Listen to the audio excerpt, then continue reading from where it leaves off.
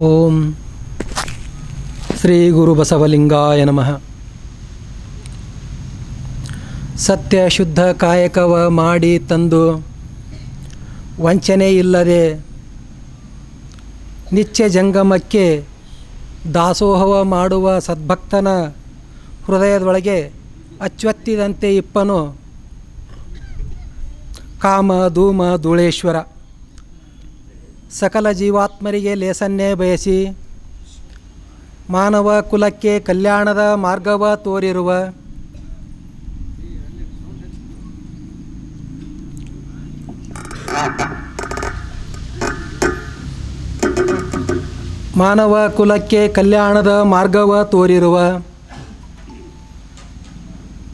ವಿಶ್ವಗುರು ಇಷ್ಟಲಿಂಗ ಜನಕ ಭಕ್ತಿ ಭಂಡಾರಿ ಕ್ರಾಂತಿಯೋಗಿ ಸಮಾನತೆಯ ಹರಿಕಾರ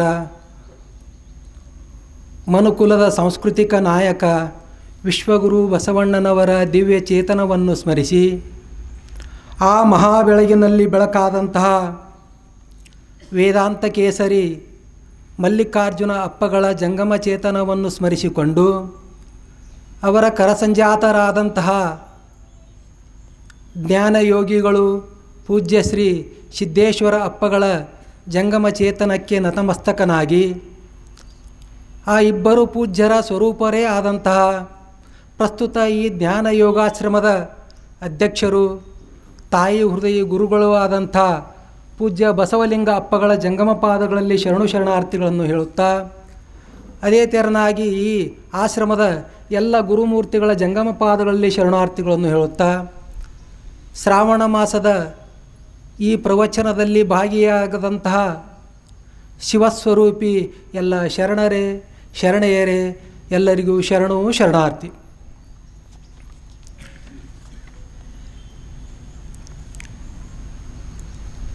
ಕಾಯಕ ಮತ್ತು ದಾಸೋಹ ಈ ವಿಚಾರವನ್ನು ಚಿಂತನೆಗೈಯಲು ನನಗೆ ಪೂಜ್ಯರ ಅಪ್ಪಣೆಯಾಗೈತಿ. ಸುಖಿ ಜೀವನಕ್ಕೆ ಬಸವಾದಿ ಶರಣರು ನಮಗೆ 5 ಮಾರ್ಗಗಳನ್ನು ಕಲ್ಪಿಸಿಕೊಟ್ಟಾರ, 5 ಸೂತ್ರಗಳನ್ನು ಹೇಳ್ಯಾರ. ಮೊದಲನೇದ್ದು ತ್ರಿಕಾಲ ಲಿಂಗಾರ್ಚನೆ, ಎರಡನೇದ್ದು ಸತ್ಯಶುದ್ಧ ಕಾಯಕ, ಮೂರನೇದ್ದು ಭಕ್ತಿ ದಾಸೋಹ, ನಾಲ್ಕನೇದ್ದು ನಿತ್ಯ ಅನುಭವ, ಐದನೇದ್ದು ಸಂತೃಪ್ತ ಬದುಕು. 5 ವಿಚಾರಗಳನ್ನು ನಮಗೆ ಕೊಟ್ಟಾರ. 5 ವಿಚಾರಗಳಲ್ಲಿ ನಿತ್ಯ ತ್ರಿಕಾಲ ಲಿಂಗಾರ್ಚನೆ ಮನಶುದ್ಧಿಗಾಗಿ ಮನುಷ್ಯನು ಮಹಾದೇವನಾಗಲು ಜೀವನ ಮುಕ್ತಿಯನ್ನು ಪಡೆಯಲು ನಿತ್ಯವೂ ತ್ರಿಕಾಲ ಲಿಂಗಾರ್ಚನೆಯನ್ನು ಮಾಡಬೇಕು. ಅಲ್ಲಿ ಇಷ್ಟಲಿಂಗದ ಕಲ್ಪನೆ ಲಿಂಗಾರ್ಚನೆಯನ್ನು ಕುರಿತು ನಮ್ಗೆ ಇಲ್ಕಲ್ಲಿನ ಪರಮ ಪೂಜ್ಯರು ಭಾಳ ಸವಿಸ್ತಾರವಾಗಿ ಎಲ್ಲ ತಿಳಿಸಿಕೊಟ್ಟ. ಆಮೇಲೆ ಎರಡನೇದ್ದು ಮೂರನೇ ವಿಷಯಗಳ ಕುರಿತು ಇವತ್ತು ಚಿಂತನೆ ಐತಿ. ಆಮೇಲೆ ನಾಲ್ಕನೇದ್ದು ನಿತ್ಯ ಅನುಭವ. ತಾವೆಲ್ಲ ಭಾಳ ಭಾಗ್ಯಶಾಲಿಗಳಿದ್ದೀರಿ ಇಲ್ಲೆಲ್ಲ ವಿಜಯಪುರದವರು, ಇಲ್ಲಿ ಆಶ್ರಮ ಸುತ್ತಮುತ್ತ ಇರೋರು.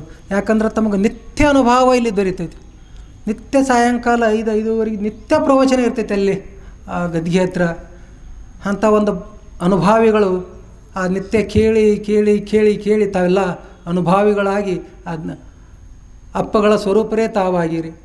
ಆಮೇಲೆ ಕೊನೆಯದು ಸಂತೃಪ್ತ ಬದುಕು. ಪರಮಾತ್ಮ ನಮ್ಗೆ ಜೀವನದೊಳಗೆ ಏನು ಕೊಟ್ಟಾನಲ್ಲ ಅದರೊಳಗೆ ಸುಖ ಶಾಂತಿ ನೆಮ್ಮದಿಗಳಿಂದ ಆನಂದವಾಗಿ ಬದುಕುತ್ತಾ ಹೋಗುವುದೇ ಸಂತೃಪ್ತ ಬದುಕು. ಈಗ ನನಗೆ ಕೊಟ್ಟಂಥ 2 ವಿಷಯಗಳು ಕಾಯಕ ದಾಸೋಹ, ಇವುಗಳ ಕುರಿತು ಸ್ವಲ್ಪ ಶರಣರ ವಿಚಾರಗಳನ್ನು ತಗೊಂಡು ಅವ್ರ ವಚನಗಳನ್ನು ತಗೊಂಡು ಚಿಂತನೆ ಮಾಡ್ತಾ ಹೋಗೋಣ. ಮೊದಲಿನಿಂದಲೂ ಕೆಲಸ, ದುಡಿಮೆ, ಉದ್ಯೋಗ, ಕಾರ್ಯ ಈ ಥರ ಎಲ್ಲ ಶಬ್ದಗಳು ಬಳಕೆ ಇದ್ದು ಈ ಕಾಯಕ ಮತ್ತು ಈ ಆಮೇಲೆ ದಾನ ಅನ್ನಂಥದ್ದು, ದಾಸೋಹ ಇದ್ದಿದ್ಲವಾಗ ದಾನ ಅಂತ. ಈ 2 ಶಬ್ದಗಳು ಕಾಯಕ ಮತ್ತು ದಾಸೋಹ ಅನ್ನೋದು ಬಸವಾದಿ ಶಿವಶರಣರು ಆ ಪರಿಕಲ್ಪನೆಯನ್ನು ತಂದುಕೊಟ್ರು. ಕಾಯಕ ಮತ್ತು ದಾಸೋಹಕ್ಕೆ ಭೂಮಿ ಆಕಾಶದಷ್ಟು ಅಂತರ ಐತಿ.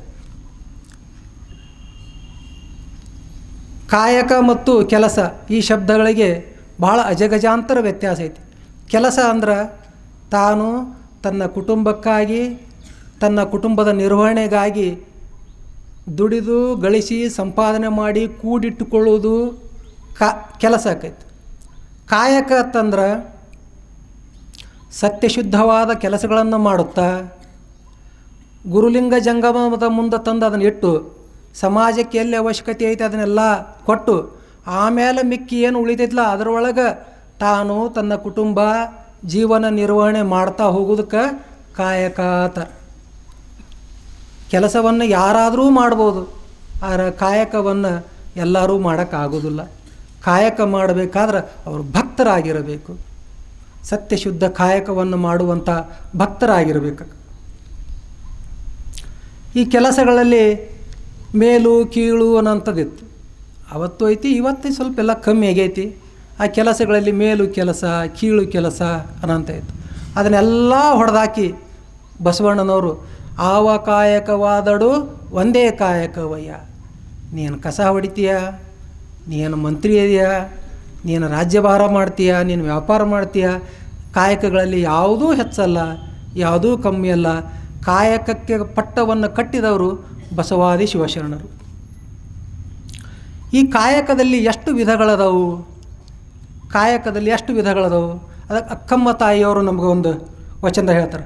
ಹಸಿ ಮಸಿ ಕೃಷಿ ವಾಣಿಜ್ಯ ಭಕ್ತರ ಪಡುಗ ಪಾದತ್ರಾಣ ಪಹರಿ ಬಾಗಿಲು ಬಿಯಗ ಬೊಕ್ಕಸ ಮುತ್ತಾದ ಕಾಯಕವಮ್ಮಾಡಿ ಮತ್ತು ಈ ಥರ ಹಿಂಗೆ ವಚನ ಮುಂದುವರಿತೈತೆ. ಅದು ಇಲ್ಲಂದ್ರೆ ಕಾಯಕದೊಳಗೆ ಏನೇನು ಬರ್ತಾವಪ್ಪ? ಹಸಿ ಅಂದ್ರೆ ಕತ್ತಿ ಖಡ್ಗ ಆಯುಧಗಳನ್ನು ತಗೊಂಡು ಮಾಡುವಂಥ ಕೆಲಸ ಕಾರ್ಯಗಳು. ಅಂದ್ರೆ ಸೈನಿಕರು, ಪೊಲೀಸರು ಮತ್ತು ದೊಡ್ಡ ದೊಡ್ಡ ವ್ಯಕ್ತಿಗಳ ಬಾಡಿಗಾರ್ಡ್ ಮತ್ತು ಯಾವ್ಯಾರು ಆಯುಧಗಳನ್ನು ತಗೊಂಡು ಕೆಲಸ ಮಾಡ್ತಾರಲ್ಲ ಅವೆಲ್ಲ ಹಸಿ ಅಂತ ಇದ್ರೊಳಗೆ. ಮಸಿಯನ್ನು ಬಳಸಿ ಯಾರ್ಯಾರು ಕಾಯಕ ಮಾಡ್ತಾರೆ? ಮಸಿ ಅಂದ್ರೆ ಶಿಕ್ಷಕ ವೃತ್ತಿ, ಆಮೇಲೆ ಚಿತ್ರಗಾರರು, ಆಮೇಲೆ ಬರವಣಿಗೆ ಲೇಖಕರು, ಪತ್ರಕರ್ತರು, ಇವರೆಲ್ಲ ಅದರೊಳಗೆ. ಕೃಷಿ ಅಂದರೆ ವ್ಯವಸಾಯ ಮತ್ತು ವ್ಯವಸಾಯಕ್ಕೆ ಸಂಬಂಧಪಟ್ಟಂಥ ಕೃಷಿ ಕಾಯಕಗಳು. ಕಂಬಾರಕಿ, ಬಡಿಗೇರು, ಪತ್ತಾರು, ಕುಂಬಾರು, ಬೇರೆ ಬೇರೆ ಎಲ್ಲ ಕೃಷಿಗೆ ಸಂಬಂಧಪಟ್ಟ ಎಲ್ಲ ಕೆಲಸ ಮಾಡೋರೆಲ್ಲರೂ ಈ ಕೃಷಿ ಅನ್ನೋಂಥ ಒಂದು ವ್ಯವಸ್ಥೆ ಒಳಗೆ ಬರ್ತಾರೆ. ಭಕ್ತರ ಪಡುಗ ಅಂದ್ರೆ ಉಗುಳು ಡಬ್ಬಿಯನ್ನು ಹಿಡ್ಕೊಂಡು ತಿರುಗಾಡೋದು. ಉಗುಳು ಡಬ್ಬಿ ಅಂದ್ರೆ ಕೆಲವೊಬ್ರು ಹಿರಿಯರು ಇರ್ತಾರೆ, ವಯಸ್ಸಾಗಿರ್ತೈತಿ, ಅವ್ರಿಗೆ ಕಫ ಆಗಿ ಎದ್ದು ಹೋಗಿ ಉಗುಳಕ್ಕೆ ಹಾಕಿರೋದಿಲ್ಲ, ಅಂಥವ್ರು ಉಗುಳ್ತಿರ್ತಾರೆ. ಅಂಥ ಉಗುಳು ಡಬ್ಬಿಯನ್ನು ಹಿಡಿಯೋದು. ಮತ್ತು ಕೆಲವೊಬ್ರು ಇರ್ತಾರೆ, ಅವರು ದೊಡ್ಡ ಸಾವುಕಾರ ಇರ್ತಾರೆ, ತಂಬಾಕು ಎಲಿ ಏನೋ ತಿಂತಿರ್ತಾರೆ, ಅವರು ಉಗುಳಕ್ಕೆ ಸಹಿತ ಒಬ್ಬರನ್ನ ಇಟ್ಕೊಂಡಿರ್ತಾರೆ. ಅಂಥ ಡಬ್ಬಿಯನ್ನು ಹಿಡಿಯೋದು ಪಡುಗ ಅಂತಾರೆ. ಆದರೆ ಇಲ್ಲಿ ಬಂದಂಥದ್ದು ಭಕ್ತರ ಪಡುಗ ಅಂದ್ರೆ ಯಾರ ಪರಮಾತ್ಮನ ನಂಬಿಕೆ ಐತಿ, ಸತ್ಯಶುದ್ಧವಾದ ಕಾಯಕವನ್ನು ಮಾಡಿ ಜೀವನ ಸಾಗಿಸಾಕತ್ತಾರ ಅಂಥವರ ಪಡುಗ. ಅಂಥವರು ಉಳು ಡಬ್ಬಿ ಹಿಡ್ಕೊಂಡ್ರು ಸಹಿತ ಏನೂ ತಪ್ಪಿಲ್ಲ, ಅದು ಒಂದು ಕಾಯಕ. ಪಾದತ್ರಾಣ ಅಂದ್ರೆ ಕಾಲು ಒತ್ತೋದು, ಮೈ ಒತ್ತೋದು, ಮಸಾಜ್ ಮಾಡೋದು, ಇದಕ್ಕೆ ಸಂಬಂಧಪಟ್ಟಂಥ ಕೆಲಸಗಳು. ಪಹರಿ ಅಂದ್ರೆ ಊರಾಗ ಗಸ್ತು ತಿರುಗುತ್ತಾರೆ ನೋಡ್ರಿ, ಗುರ್ಕಾ ಗಸ್ತು ತಿರುಗು ಕಾಯಕ.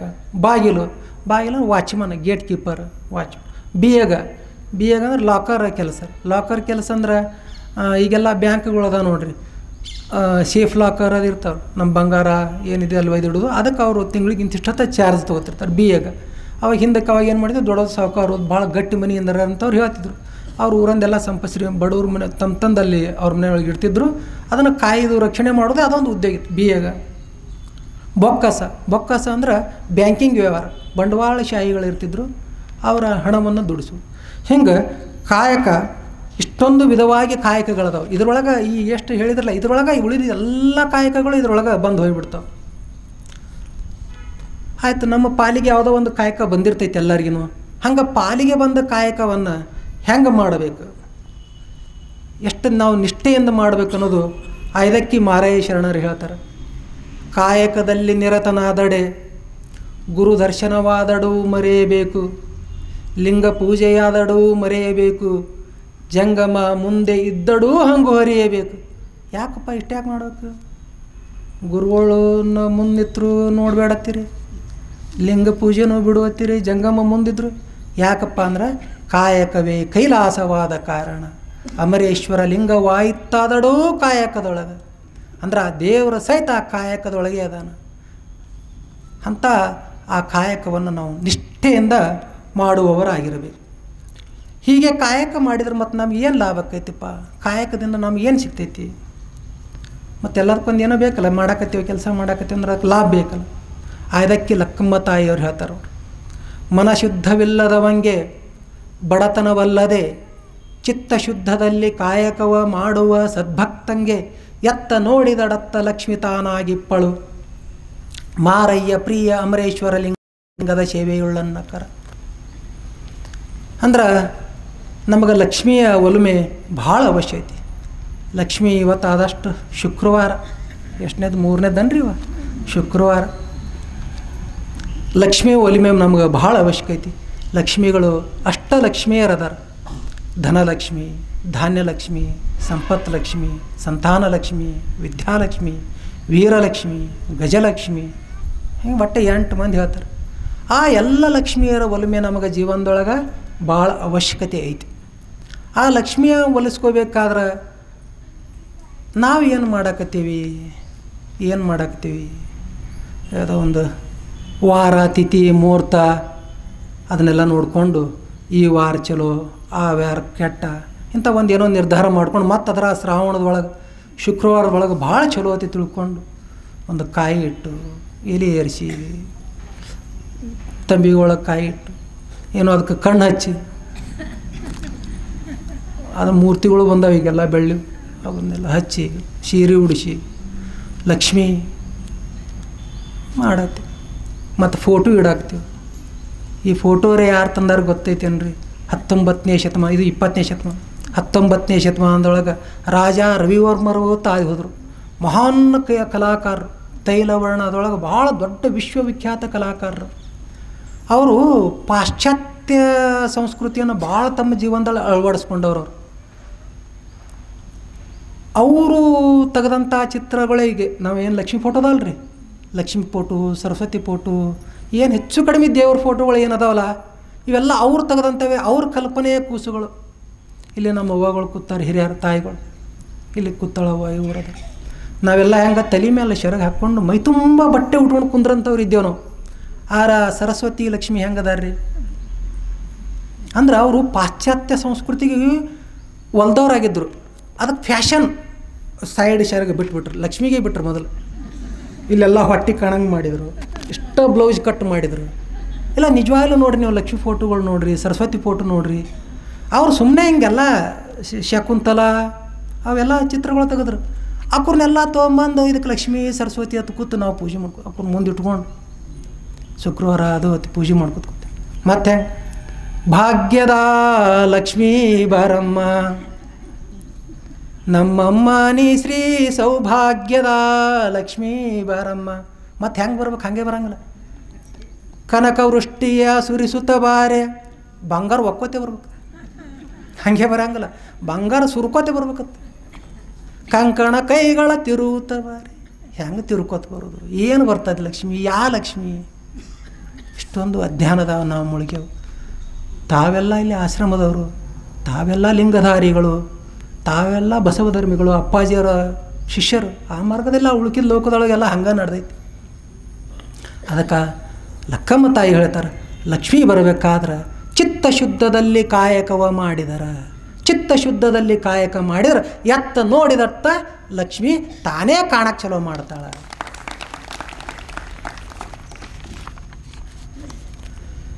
ಎಂತಹ ಕೆಲಸಗಳಿಗೆ ಕಾಯಕ ಅಂತ ಅನ್ನಬಾರ್ದು, ಯಾವಕ್ಕೆ ಕಾಯಕದ ಪಟ್ಟವನ್ನು ಕಟ್ಟಬಾರದು. ನುಲಿಗೆ ಚಂದಯ್ಯ ಅಪ್ಪಗಳು ಹೇಳ್ತಾರೆ, ಖಂದಿಸಿ ಕುಂದಿಸಿ ಕಂಡವರ ಬೇಡಿ ತಂದು ಜಂಗಮಕ್ಕೆ ಮಾಡಿದೆನೆಂಬ ದುಂದುಗದ ಓಗುರ ಲಿಂಗಕ್ಕೆ ನೈವೇದ್ಯ ಸಲ್ಲ. ಕೆಲವ್ರು ಮಾಡ್ತಿರ್ತಾರೆ, ಎದಕ್ಕೆ ಬಂದರು ಗೊತ್ತೇ, ಒಂದು 8-10 ಮಂದಿ ಒಳ್ಳೆಯ ಬರ್ತಿರ್ತಾರೆ. ಪಟ್ಟಿ ಕೊಡ್ರಿ ಚಂದ ಕೊಡ್ರಿ ಬರ್, ಎದಕ್ಕೆ? ಅಲ್ಲೊಂದು ಇದು ಕುಂದ್ರಿಸಿ ಏನೋ ಒಂದು ಕುಂದ್ರಿಸಿರ್ತಾರೆ. ಆಯಾ ಕಾಲ್ಮನ್ಗೆ ಬಂದಂಗೆ ಅವು ತಿಥಿ ಮೇತಿ ಮೇಲೆ ಒಂದು ಕುಂದ್ರಿಸಿ ಬರ್ತಾರೆ. ಕೊಡ್ರಿ, ನಿಮ್ಗೇನು ಕಮ್ಮಾಗೈತಿ? ರಿಟೈರ್ಡ್ ಆಗಿರಿ, ರಗಡ್ ಮನೆ ಐತಿ, ದೊಡ್ಡ ಗೌಡ್ರು ಅದಿರಿ, ಸಾವ್ಕಾರ ಅದಿರಿ, ಅದು ಐತಿ, ಇದು ಒಟ್ಟೆ ತಲೆ ತಿಂದು ಕಾಡಿ ಕಾಡಿ ಕಾಡಿ ಕಾಡಿ ಇಸ್ಕೋತಾರೆ. ಇಲ್ಲಿಕ್ಕಂದ್ರೆ ಬೇಡಿ ಬೇಡಿ ಬೇಡಿ ಬೇಡಿ ಇಸ್ಕೋತಾರೆ. ಇಲ್ಲಿಕ್ಕೆ ಬೈದು ಬೈದು ಇಸ್ಕೋತಾರೆ. ಏನು ದೊಡ್ಡ ಸಾವ್ಕಾರದಿ ಏನು ಕೊಡೋಕ್ಕಾಗೋದಿಲ್ಲ, ಬೈದ್ರಿ.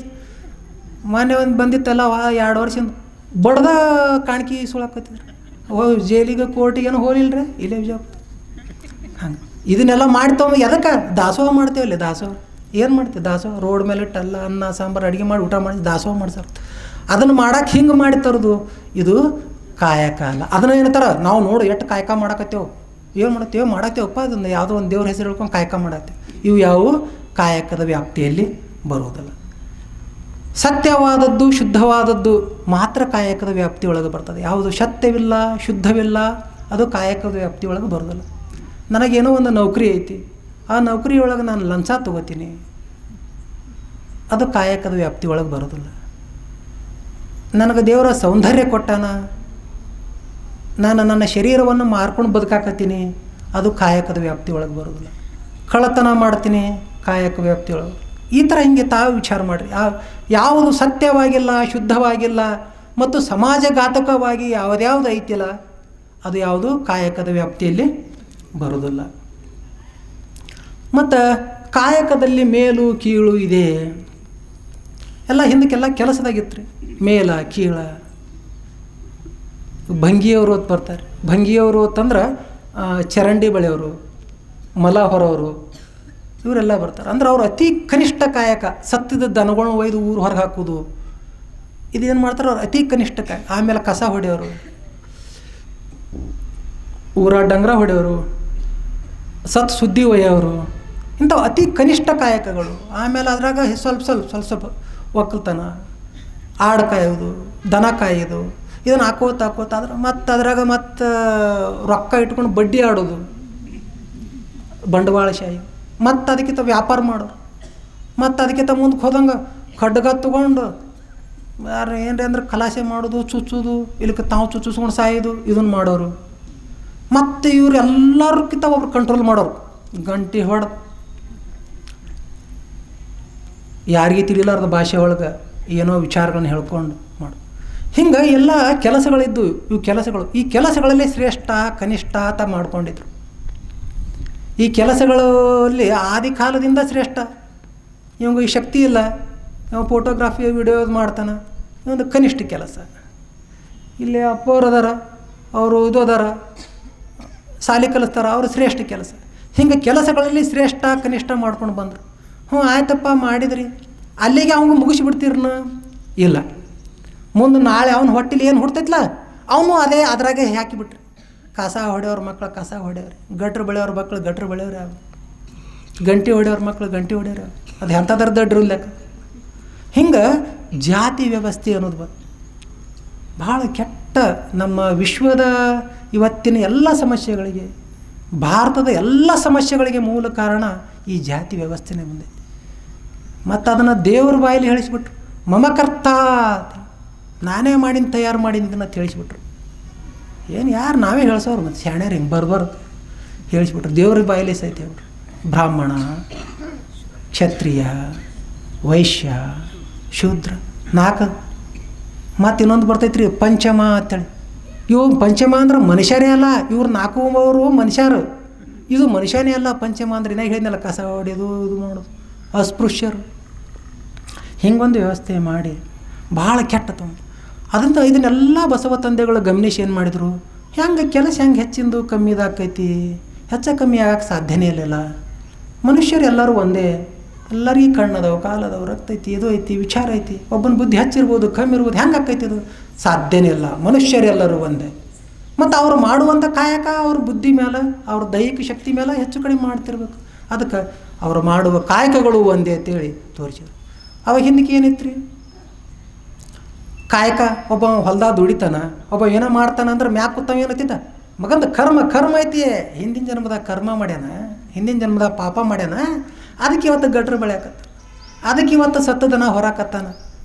ಹಿಂಗೆ ಮಾಡಿ ಅವನು ಕೀಳು ಕರ್ಮ ಸಿದ್ಧಾಂತವನ್ನು ತಂದು ಅಲ್ಲಿ ಹಾಕಿಬಿಟ್ಟು, ಯಾಕೆ ಅವ ಅಂಗವಿಕಲ ಆಗಿಬಿಟ್ಟಾನ, ಯಾಕೆ ಅವನಿಗೆ ರೋಗ ಬಂದೈತಿ, ಮಗ ಕರ್ಮ ಮಾಡ್ಯಾನ ಹಿಂದಕ್ಕೆ. ಕರ್ಮ ಸಿದ್ಧಾಂತವನ್ನು ತಂದು ಹಾಕಿ ತುಚ್ಛ ಅತಿ ಕನಿಷ್ಠ ಮಾಡುವಂಥ ಒಂದು ವ್ಯವಸ್ಥೆ. ಅದನ್ನೆಲ್ಲ ನೋಡ್ಕೊಂಡು ಬಸವಣ್ಣನವರೇ ಸಾಧ್ಯ ಇಲ್ಲ, ಎಲ್ಲರೂ ಮಾಡೋ ಕಾಯಕ ಒಂದೇ. ಆವ ಕಾಯಕವಾದಡು ಒಂದೇ ಕಾಯಕವಯ್ಯ, ಕಾಯಕದೊಳಗೆ ಹೆಚ್ಚಿಲ್ಲ. ರಾಜ ಅದನಂದ್ರು ಅದೇ ಕೆಲಸ, ಕಸ ಹೊಡಿತಾರಂದ್ರು ಅದೇ ಕೆಲಸ. ಏನು ಕಾಯಕದೊಳಗೆ ಹೆಚ್ಚಿರುತ್ತೆ, ಕಾಯಕಕ್ಕೆ ಪಟ್ಟವನ್ನು ಕಟ್ಟಿ ಮನುಷ್ಯರಿಗೆ ಸಮಾನತೆಯನ್ನು ತಂದು ಕೊಟ್ಟವರು ಬಸವಣ್ಣನವರು, ಬಸವಾದಿ ಶಿವಶರಣರು.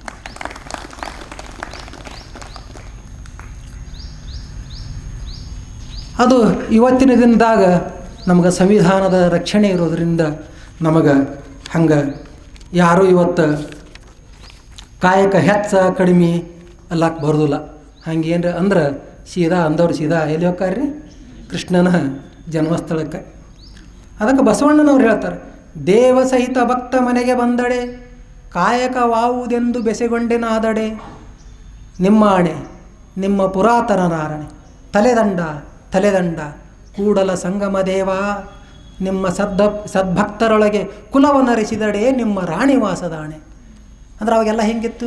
ಏನಾದ್ರು ಹಂಗೈತ್ರಿ, ಮನೆಗೆ ಯಾರು ನಾವು ಸ್ವಾಮಿಗಳಿಗೆ ನಮಗೆ ಸಹ ಕೇಳ್ತಾರೆ, ನಿಮಗೆ ಬಿಡ್ರಿ, ನೀವು ಗುರುಗಳ ಬರೋವ್ರಿ, ನೀವು ಯಾರು ಬೇಕಿರಿ, ನಾವು ಲಿಂಗಾಯತರ್ರಿ, ಇಲ್ಲ ಅದ ಲಿಂಗಾಯತ್ರಿ ಮತ್ತೆ ಅದ್ರಾಗ ಮತ್ತು ನಾವು ಹೇಳ್ಬೇಕು, ನಾವು ಹೇಳಲಿಕ್ಕಂದು ಮೋತಿ ಕ್ಯಾಟ್ ಮಾಡ್ತಾರೆ. ಹೇಳೋದು ಏನು ಬಿಡೋದು, ಇಷ್ಟೊಂದು ಹಗುರ್ಕ. ಅದಕ್ಕೆ ಬಸವಣ್ಣನವ್ರು ಹೇಳ್ತಾರೆ, ಯಾರು ಮನೆಗೆ ಬಂದವರು ಕಾಯಕವಾವುದೆಂದಡೆ ಕೆಲಸದ ಮೇಲೆ ಯಾವಾಗ ಗೊತ್ತು ಮಾಡ್ತಿದ್ರು, ಈಗಂತೂ ಇಲ್ಲಿ ಬಿಡ್ರಿ, ಎಲ್ಲ ಬ್ರಾಹ್ಮಣರು ಚಪ್ಪಲ್ ಅಂಗಡಿ ಇಟ್ಟಾರ. ಆಮೇಲೆ ಯಾರು ನಾವು ಅಸ್ಪೃಶ್ಯರು ಕಾಣ್ತಿದ್ದವರೆಲ್ಲ ದೊಡ್ಡ ದೊಡ್ಡ ಜಡ್ಜ್ ಸಾಹೇಬ್ರಾಗ್ಯಾರ. ಏನು ಈಗೇನು ದೊಡ್ಡ ದೊಡ್ಡ ಲೆಕ್ಚರರ್ ಅದಾರ, ಪ್ರೊಫೆಸರ್ ಅದಾರ, ಗುರುಗಳಾಗ್ಯಾರ, ಸ್ವಾಮಿಗಳಾಗ್ಯಾರ. ಅವಾಗ ಹಂಗೆ ನೀವು ಏನು ಕಾಯಕ ಮಾಡ್ತೀರಿ ಅಂದ್ರೆ ಏನು, ಅದರ ಅರ್ಥ ಏನಂದ್ರೆ ನೀವು ಯಾವ ಜಾತಿಯವರು, ಯಾವ ಸಮಾಜದವ್ರು ಅಂತ ಕೇಳ್ದಂಗೆ. ಹಂಗೆ ನಾವು ಹೊಟ್ಟೆ ಕೇಳೋದಿಲ್ಲ, ಕೇಳಿದ್ರೆ ತಲೆದಂಡ ನನ್ನ ಶಿರಾನೇ ಹೋಗಲಿ. ಮತ್ತು ಅದಕ್ಕೆ ಹೇಳ್ತಾರೆ, ನಿಮ್ಮ ರಾಣಿವಾಸದ ಆಣೆ. ರಾಣಿವಾಸ ಅಂತಂದ್ರೆ ದೇವರ ರಾಣಿವಾಸ ಯಾವುದು? ಪರಮಾತ್ಮನ ರಾಣಿವಾಸ ಯಾವುದ್ರಿ? ಹೃದಯವಾಸ ನಮ ಶಿವ. ಇನ್ನ ಹೇಳಿದ್ರಲ್ಲ, ಹೃದಯದೊಳಗೆ ಪರಮಾತ್ಮ ಅದಾನ ಅಂದ್ರೆ ನನ್ನ ಮೇಲೆ ಆಣೆ. ಮತ್ತು ಅಷ್ಟೊಂದು ನಿಷ್ಠುರವಾಗಿ ಈ ಜಾತಿ ವ್ಯವಸ್ಥೆಯನ್ನು, ಈ ಕಾಯಕದಲ್ಲಿ ಮೇಲು ಕೀಳು ಅನ್ನೋದು ಹೊಡೆದಾಕಿ. ದುಡಿಯುವ ವರ್ಗ, ದುಡಿಸಿಕೊಳ್ಳುವ ವರ್ಗ ಅಂತ ಭಾಳ ಒಂದು ಕೆಟ್ಟ ವ್ಯವಸ್ಥೆ ಇತ್ತು. ಅದಕ್ಕೆ ಹೇಳ್ತಾರೆ, ಜಾತಿಹೀನನ ಮನೆಯ ಜ್ಯೋತಿತಾಹೀನವೇ, ಜಾತಿ ವಿಜಾತಿಯನ ಬೇಡ, ದೇವನೊಲಿದಾತನೇ ಜಾತ ಸರ್ವಜ್ಞ. ಹೌದಲ್ರಿ? ಅವ ಯಾಕೆ ಹೂಲಾಗ್ತಾಳೆ ನನ್ನ ಜೊತೆ ಎಲ್ಲರೂ ಹೇಳಿ. ಕಬೀರದಾಸರು ಒಂದು ದೋಹ ಹೇಳ್ತೀನಿ, ಹೇಳಿ. ದೇವರಿಗೆಲ್ಲ ಜಾತಿ ಭೇದ, ಬಕುತರಿಗಂತೂ ಮೊದಲೇ ಇಲ್ಲ, ಜಾತಿ ಭೇದದ ಸುಳಿಯಲಿ ಸಿಲುಕಿ ಮುಳುಗದಿರೋ ಮನುಜ, ಕಬೀರ ಮುಳುಗದಿರೋ ಮನುಜ. ಅದಕ್ಕೆ ನಾವು ಆಶ್ರಮದ ಭಕ್ತರಾದ ನಾವೆಲ್ಲರೂ ಈ ಜಾತಿ ವ್ಯವಸ್ಥೆಯನ್ನು ನಿರ್ಮೂಲನೆ ಮಾಡಿ ಸಮತಾ ತತ್ವದ ಮೇಲೆ ನಮ್ಮ ಜೀವನವನ್ನು ಮುಂದುವರಿಸಬೇಕು. ಮತ್ತು ಯಾರ್ಯಾರು ಕಾಯಕ ಮಾಡಬೇಕು, ಅವಾಗ ಹಿಂಗಿದ್ದು ಇವ್ರು ಕಾಯಕ ಮಾಡ್ಬೇಕು, ಇವ್ರು ಮಾಡಬಾರ್ದು, ಹಿಂಗೆ ಏನೇನು ವ್ಯವಸ್ಥೆ ಇತ್ತು. ಯಾರ್ಯಾರು ಮಾಡಬೇಕು ಅದಕ್ಕೆ ಹೇಳ್ತಾರೆ, ಗುರುವಾದಡು ಕಾಯಕದಿಂದವೇ ಜೀವನ್ಮುಕ್ತಿ, ಲಿಂಗವಾದಡು ಕಾಯಕದಿಂದವೇ ವೇಷದ ಪಾಶ ಹರಿಯುವುದು, ಗುರುವಾದಡು ಚರಸೇವೆಯ ಮಾಡಬೇಕು, ಲಿಂಗವಾದಡು ಚರಸೇವೆಯ ಮಾಡಬೇಕು, ಜಂಗಮವಾದಡು ಚರಸೇವೆಯ ಮಾಡಬೇಕು. ಚರ ಅಂದರೆ ಜಂಗಮ ಸಮಾಜ, ಗುರುಗಳಿರಲಿ. ಲಿಂಗ ಅಂದ್ರೆ ಯಾರು ಅವರೇ ದೇವರಾಗಿಬಿಟ್ಟಿರ್ತಾರೆ ನೋಡ್ರಿ. ನಾವೇ ದೇವ್ರತ್ತೆ ಎಷ್ಟೋ ಮಂದಿ ಹೇಳಕತ್ತಿಲ್ಲ ರೀ, ಟಿವ್ಯಾಗ ಹೇಳ್ತಿರ್ತಾರೆ ನೋಡ್ರಿ, ನಾವೇ ದೇವ್ರತ್ತೆ. ಅವ್ರು ಹಿಡಿದು ಜೈಲಿಗೆ ಹಾಕಿದ್ರಿಪ್ಪ, ಆ ಕಡೆ ಒಟ್ಟು ನಮ್ಮ ದೇಶನ ಬಿಟ್ಟು ಹೋಗ್ಯಾರ, ಅಲ್ಲಿ ಕೂತು ಮತ್ತು ನಾನೇ ದೇವರ ಹಿಂಗೆ ಮಾಡ್ಕೊಂಡು ನಾ ಕೃಷ್ಣ ನಾ ರಾಮ ಹಿಂಗೇನೋ ತಾವು ಅಲಂಕಾರ ಮಾಡ್ಕೊಂಡು ಕೂತಾವ. ಅವ್ರಿಗೆ ಸಹಿತ ಎಲ್ಲರಿಗೆ ಹೇಳ್ತಾರೆ ಲಿಂಗ ಅಂದ್ರೆ ನೀವು ಯಾರು ನಿಮ್ಮ ಮಟ್ಟಕ್ಕೆ ನೀವು ದೇವ್ರತ್ತೆ ಹಿಂಗೆ ತಿಳ್ಕೊಂಡು ಏನೋ ಇದ್ರಾಗಿದ್ರು ಸಹಿತ ಗುರುವಾದಡು ಚರಸೇವೆ ಮಾಡಬೇಕು, ಲಿಂಗವಾದರೂ ಚರಸೇವೆ ಜಂಗಮವಾದಡು ಮಹಾಜ್ಞಾನಿ ಅದೀನಿ ಅಂದರೂ ಸಹಿತ ನೀನು ಸಮಾಜ ಸೇವೆಯನ್ನು ಮಾಡಲೇಬೇಕು. ಅದಕ್ಕೆ ಯಾರೂ ಕಾಯಕದಿಂದ ಹೊರತಾಗಿಲ್ಲ. ಅವಾಗ ಮುಂಚೆ ಇತ್ತದು ಹೊರತಾಗಿರ್ತಿದ್ರು, ನಾವ್ಯಾಕೆ ದುಡಿನ ಆ ದುಡಿಯೋದವು ಕರ್ಮ ಮಾಡಿದ್ದತ್ತಿದ್ರು. ಇಲ್ಲ, ಈಗ ಎಲ್ಲರೂ ದುಡಿಯೋ. ಮತ್ತು ಕಾಯಕ ಎಲ್ಲಿ ತಕಾರ ಮಾಡ್ಬೇಕು ರೀ, ಎಲ್ಲಿ ತಕ ಮಾಡಿಡ್ಬೇಕಪ್ಪ ಅಂದ್ರೆ ಎಲ್ಲಿ ತಕ ಉಸಿರಿರ್ತದಲ್ಲ ಅಲ್ಲಿ ತಕ ಕಾಯಕ ಮಾಡಬೇಕು. ಅದಕ್ಕೆ ಸರ್ವಜ್ಞ ಮೂರ್ತಿಗಳು ಕಾಯಕ ಉಳ್ಳನ್ನಕ್ಕ ನಾಯಕನೂ ಎನಿಸಿಪ್ಪ. ನೀವು ಎಷ್ಟು ದಿವಸ ದುಡಿತೀರ ಅಷ್ಟು ದಿವಸ ನಾಯಕರು. ಕಾಯಕವು ತೀರಿದ ಮರುದಿನ, ಕಾಯಕವು ತೀರಿದ ಮರುದಿನವೇ ಸುಡುಗಾಡು. ಕಾಯಕವೇ ಶ್ರೇಷ್ಠ ಸರ್ವಜ್ಞ. ಹೌದಲ್ರಿ, ಕರೆ ಐತಿಲ್ಲ ನೋಡ್ರಿ. ಯಾಕೆ ಹಂಗ್ರಿ ಕಾಯಕ ತೀರಿದ ಮರುದಿವ್ಸ ಹೆಂಗೆ ಸುಡುಗಾಡ? ನಾವು ಮತ್ತೆ ಎಷ್ಟೊಕ್ಕೊಂದು ಮಂದಿ ಇದ್ರಾಗ ಅವ್ವಗಳು ಅಪ್ಪಗಳು ಅತ್ತಾರ, ನಾವು ಎಷ್ಟೋ ದಿವಸ ಕೆಲಸನೇ ಮಾಡಿಲ್ಲ ಬಿಟ್ಟೆವು.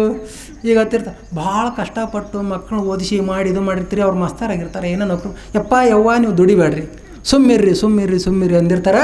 ನಿಮ್ದು ಎಲ್ಲ ಕೆಲಸ ಬಿಡಿಸಿರ್ತಾರೆ. ಅದು ನಿಮ್ಮದು ಸುಡುಗಾಡಿದ್ದಂಗೆ ಜೀವನ. ಯಾಕಂದ್ರೆ ಈಗ ಕೇಳು, ಏನು ಅವಾಗ ಹೊಲಕ್ಕೆ ಹೋಗಿದ್ರಿ, ಉಳ್ಳಾಗಡ್ಡಿ ತಿತ್ತಿದ್ರಿ, ತಪ್ಪಲ ತಿತ್ತಿದ್ರಿ, ಚಲೋ ಕೆಲಸ ಮಾಡಿ ಬಂದು ಗಟ್ಟಿದ್ರಿ. ಈಗ ಕೇಳ್ರಿ ಮೊಳಕಾಲು ಹಿಡ್ದಾವ, ಸಾಂಟ್ ಹಿಡ್ದೈತಿ, ದಮ್ ಆಗಿರಿ, ಏನೇನೋ ಹೊಟ್ಟೆ ಕಾಯಿಲೆಗಳ ಕಾಡಾಗ್ತಾವ. ಕಾಯಕ ಇಲ್ಲಂದ್ರೆ ಈ ರೋಗಗಳು ನಿಮ್ಮ ಮಂತ್ಯಾಗ ತುಂಬ್ಕೊಂಡ್ಬಿಡ್ತಾವೆ. ಆ ರೋಗಗಳು ನಿಮ್ಮ ಶರೀರ ತುಂಬ್ಕೊಂಡ್ಬಿಟ್ಟು ಅಂದ್ರೆ ಮತ್ತೇನು ಸಾವಿನಕ್ಕಿಂತ ಹೆಚ್ಚಿಗೆ ಐತೇನು? ಯಾವಾಗತ್ತಾರೆ, ಯಾವಾಗ ಕರ್ಕೊಂಡು ಹೋಗ್ತಾನೆ. ಅದಕ್ಕೆ ನಮ್ಮ ಉಸಿರು ಇರುವವರೆಗೂ ಕಾಯಕದಿಂದ ನಾವು ವಿಮುಖರಾಗಬಾರದು. ಇಷ್ಟೊಂದೆಲ್ಲ ಕಾಯಕದ ಮಹತ್ವ. ಇನ್ನು ಎರಡನೇದು ದಾಸೋಹದ ವಿಚಾರವನ್ನು ಬಸವಾದಿ ಶಿವಶರಣರು ಏನು ಹೇಳ್ತಾರೆ ನಾವು. ದಾಸೋಹ ಅಂದ್ರೆ ಮರಳಿ ಸಮಾಜಕ್ಕೆ ಕೊಡುವುದು. ಮರಳಿ ಸಮಾಜ ಯಾಕೆ ಕೊಡ್ಬೇಕ್ರಿ? ನಾವು ದುಡಿತೇವೆ, ನಮ್ಮ ಪಗಾರ, ನಮ್ಮ ನೌಕರಿ, ನಮ್ಮ ಬಿಸ್ನೆಸ್ ಎಷ್ಟು ಕಷ್ಟಪಟ್ಟೇವೆ, ನಾವೇ ಯಾಕೆ ಕೊಡ್ಬೇಕಪ್ಪ ಅಂತಂದ್ರೆ ನಮ್ಮ ಮೇಲೆ ಸಮಾಜದ ಋಣ ಭಾಳ ದೊಡ್ಡದೈತಿ. ನಮ್ಗೆ ಗೊತ್ತಿಲ್ಲಾರ್ದಂಗೂ ನಮ್ಮ ಮೇಲೆ ಸಮಾಜ ಋಣ ಐತಿ. ಯಾವಾಗಿನಿಂದ ನಮ್ಗೆ ಋಣ ಐತಿಪ್ಪ? ನಾವು ನಮ್ಮ ತಾಯಿ ಹೊಟ್ಟೆಯೊಳಗೆ ಇರಾಗಿನಿಂದ ಋಣ ಚಲೋ ಆಗೈತಿ. ಆವಾಗ ಮನೆ ಕರ್ಕೊಂಡೋಕ್ಕಾರ ಕುಬ್ಸಾಮ, ಎದಕ್ಕೆ ಚಲೋ ಉಣ್ಸಾಕ. ಅವ್ರ ಮನೆಯೊಳಗೆ ದಿವಸ ಅದ ತಿಂದು ಅವ್ರಿಗೆ ಇದು ಹಾಕಿರ್ತದೆ, ಬ್ಯಾಸರ ಹಾಕಿರ್ತದೆ, ವಾಲ್ಯ ಅನ್ನಿಸ್ತಿರ್ತದೆ. ಮತ್ತು ದಿವಸ ಒಳ್ಳೆ ಆಹಾರ ಮಾಡಿ ಕೊಡೋಕ್ಕಾಗೋದಿಲ್ಲ, ಬಡತನ ಕಷ್ಟ ಇರ್ತದೆ. ಅದಕ್ಕೆ ಎಲ್ಲರೂ ಕರ್ಕೊಂಡು ಹೋಗಿ ಅವ್ರ ಮನ್ಯಾಗ ಕುಬ್ಸಕ್ಕೆ ಬಂದಾಗ ಹೇಳ್ತಾರೆ, ಕುಂಕುಮಚ್ಚಿ ಏನು ಕೇಳ್ತೀರಿ, ಏನು ಮಾಡಲಿ, ಏನು ಅಡುಗೆ ಮಾಡಲಿ ಕೇಳಿ ಮಾಡ್ತಿರ್ತಾರೆ. ಏನ್ರಿ ಮಾಡಿ ಅಂದು ಕೇಳ್ತಾರೆ. ಇಲ್ಲ ನನಗೆ ಒಂಜರ ಕಡುಬು ಮಾಡಿ, ಜಿಲೇಬಿ ಮಾಡಿ, ಏನೋ ಒಂದು ಹೇಳ್ತಾರೆ. ಅಂದ್ರೆ ಆ ಬಯಕೆಗಳನ್ನೆಲ್ಲ ಹೇಳ್ತಾರೆ. ಹಂಗೆಲ್ಲ ತಾಯಿ ತಿಂದಿದ್ದದು ಮತ್ತು ಯಾರಿಗೆ ಹೋಗಿರ್ತೈತ್ರಿ? ನಮಗೆ.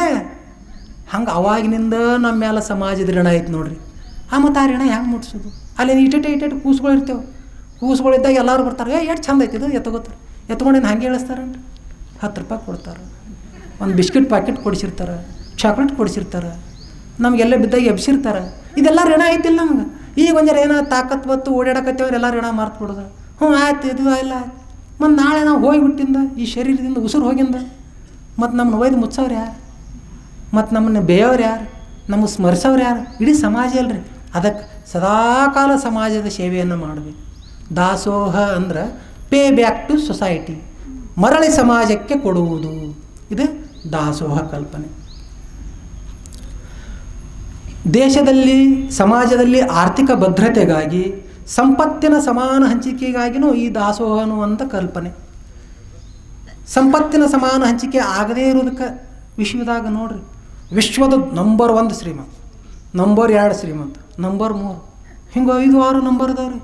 ಎಷ್ಟು ಸಂಪತ್ತು ಐತೆ ಅಂದ್ರೆ ಅವರು ಒಂದೊಂದು ದೇಶನೇ ಖರೀದಿ ಮಾಡ್ಬೋದು, ಅಷ್ಟೊಟ್ಟು ಶ್ರೀಮಂತರು ಅದಾರ. ಯಾಕಂದ್ರೆ ಅಲ್ಲಿ ಸಂಪತ್ತಿನ ಸಮಾನ ಹಂಚಿಕೆ ಆಗಿಲ್ಲ. ಅಂಥ ಲಿಸ್ಟ್ನೇ ನಮ್ಮ ಭಾರತದವರು ಅದಾರ ಎಷ್ಟೊಂದು ಮಂದಿ ಅದಾರ ರೀ. ಒಂದು 8-10 ಮಂದಿ ಏನು ಶ್ರೀಮಂತ, ವಿಶ್ವ ಶ್ರೀಮಂತರ ಲಿಸ್ಟ್ನಾಗ ಅದಾರ. ಎಷ್ಟು ಶ್ರೀಮಂತರು ಅದಾರ ಅಂದ್ರೆ ಅವ್ರನ್ನ ಬೆಂಗಾರ ತಾಟ ಏನೇನು ಹೇಳ್ತಾರೆ ಕತಿ. ಹಂಗೆ ಈ ಶ್ರೀಮಂತರು ಅನ್ನೋರು, ಅತೀ ಶ್ರೀಮಂತರು ಅನ್ನೋರು ಭಾರತ ಎಷ್ಟು ಅದಾರ ಅಂತಾರಂದ್ರೆ 105% ಅದಾರ. 105ರಷ್ಟು ನಮ್ಮ ದೇಶದ ಪೂರ್ಣ ಸಂಪತ್ತಿನ ಅರ್ಧವಾಗೆಲ್ಲ 5 ಮಂದಿ ಇಂತಕ್ಕೆ ಐತಿ. ನಮ್ಮ ಹೊರಗಡೆ ಐತೆ ಅನ್ಬೋದು, ಬಾಟಿತ್ತ ನೀವು ಅವ್ರ ಲಿಸ್ಟ್ನಾಗ ಸೇರಿರತ್ತೆ. ಆಮೇಲೆ ಉಳ್ಕಿದ ಒಂದು 10-15 ಜನರು ನೌಕರಿ ಮಾಡೋರು, ಈ ಬಿಸ್ನೆಸ್ ಮಾಡೋರು ಅವ್ರು ಅದಾರಲ್ಲ, ಅವ್ರು ಅಂತಕ್ಕೆ ಒಂದು 20-30ರಷ್ಟು ಸಂಪತ್ತೈತಿ. ಉಳಿದ 100ಕ್ಕೆ 80ರಷ್ಟು ಜನರ ಹತ್ರ ಬಡತನ ಐತಿ. ದುಡಿಯಬೇಕು. ಒಂದು ವಾರ ದುಡ್ಲಿಕ್ಕಂದ್ರೆ, ಒಂದು ತಿಂಗಳು ದುಡಿಲಿಕ್ಕಂದ್ರೆ, ಒಂದು ತಿಂಗಳು ಪೆನ್ಷನ್ ಬರ್ಲಿಕ್ಕಂದ್ರೆ, ಪಗಾರ ಬರ್ಲಿಕ್ಕಂದ್ರೆ ಟಫ್ ಆಕೈತೆ, ನಮ್ಗೆ ಕಷ್ಟ ಆಕೈತಿ. ಅಂಥ ಪರಿಸ್ಥಿತಿ ಐತಿ. ಅದಕ್ಕೆ ಇಂಥದ್ದು ಆಗಬಾರ್ದು, ಇಂಥದ್ದು ಇರಬಾರ್ದು ಅಂತ ತಿಳ್ಕೊಂಡು ಬಸವಣ್ಣನವ್ರು ಅವಾಗ ಸಮಾಜಕ್ಕೆ ಹಂಚಿಕೆ ಆಗಲಿ ಅಂಥೇಳಿ ದಾಸೋಹ ಅನ್ನುವ ಕಲ್ಪನೆ ಅಂತಂದ್ರು. ಮತ್ತು ಅದಕ್ಕಿಂತ ಮುಂಚೆ ಇದ್ದಿದ್ದಲ್ಲೂ ಇತ್ತು. ಅದಕ್ಕಿಂತ ಮುಂಚೆ ಏನಿತ್ತು ಅಂದ್ರೆ ದಾನ ಮಾಡೋ ಪದ್ಧತಿ ಇತ್ತು. ದಾನ ಮಾಡು ನಿಂತ್ಕೊಂಡು, ದಾನ ಅಂದ್ರೆ ಇದು ವಂಚನೆ. ದಾನ ಅನ್ನೋ ಶಬ್ದ ಬತ್ತಂದ್ರೆ ವಂಚನೆ. ಒಂದು ಇವ ಏನ್ರಿ ಬೇಡ್ಕೊಂಡು ಮಾಡಿ ದಾನ ಮಾಡ್ತಿರ್ತಾನೆ ರೀ, ನನಗೆ ಹಿಂಗಾಗಲಿ ಹಂಗಾಗಲಿ ಅದು ಆಗಲಿ ಇದು ಆಗಲಿ ಅಂತೇಳಿ. ಇಲ್ಲಪ್ಪ ಅಂತಂದ್ರೆ ಇವಾಗ ಏನ್ರಿ ಚಲೋದನ್ನೇ ತಲೆ ತುಂಬಿ ಅಂಜಿಸಿ ಮಾಡ್ರೆ ದಾನ ತಗೋತಿರ್ತಾರೆ.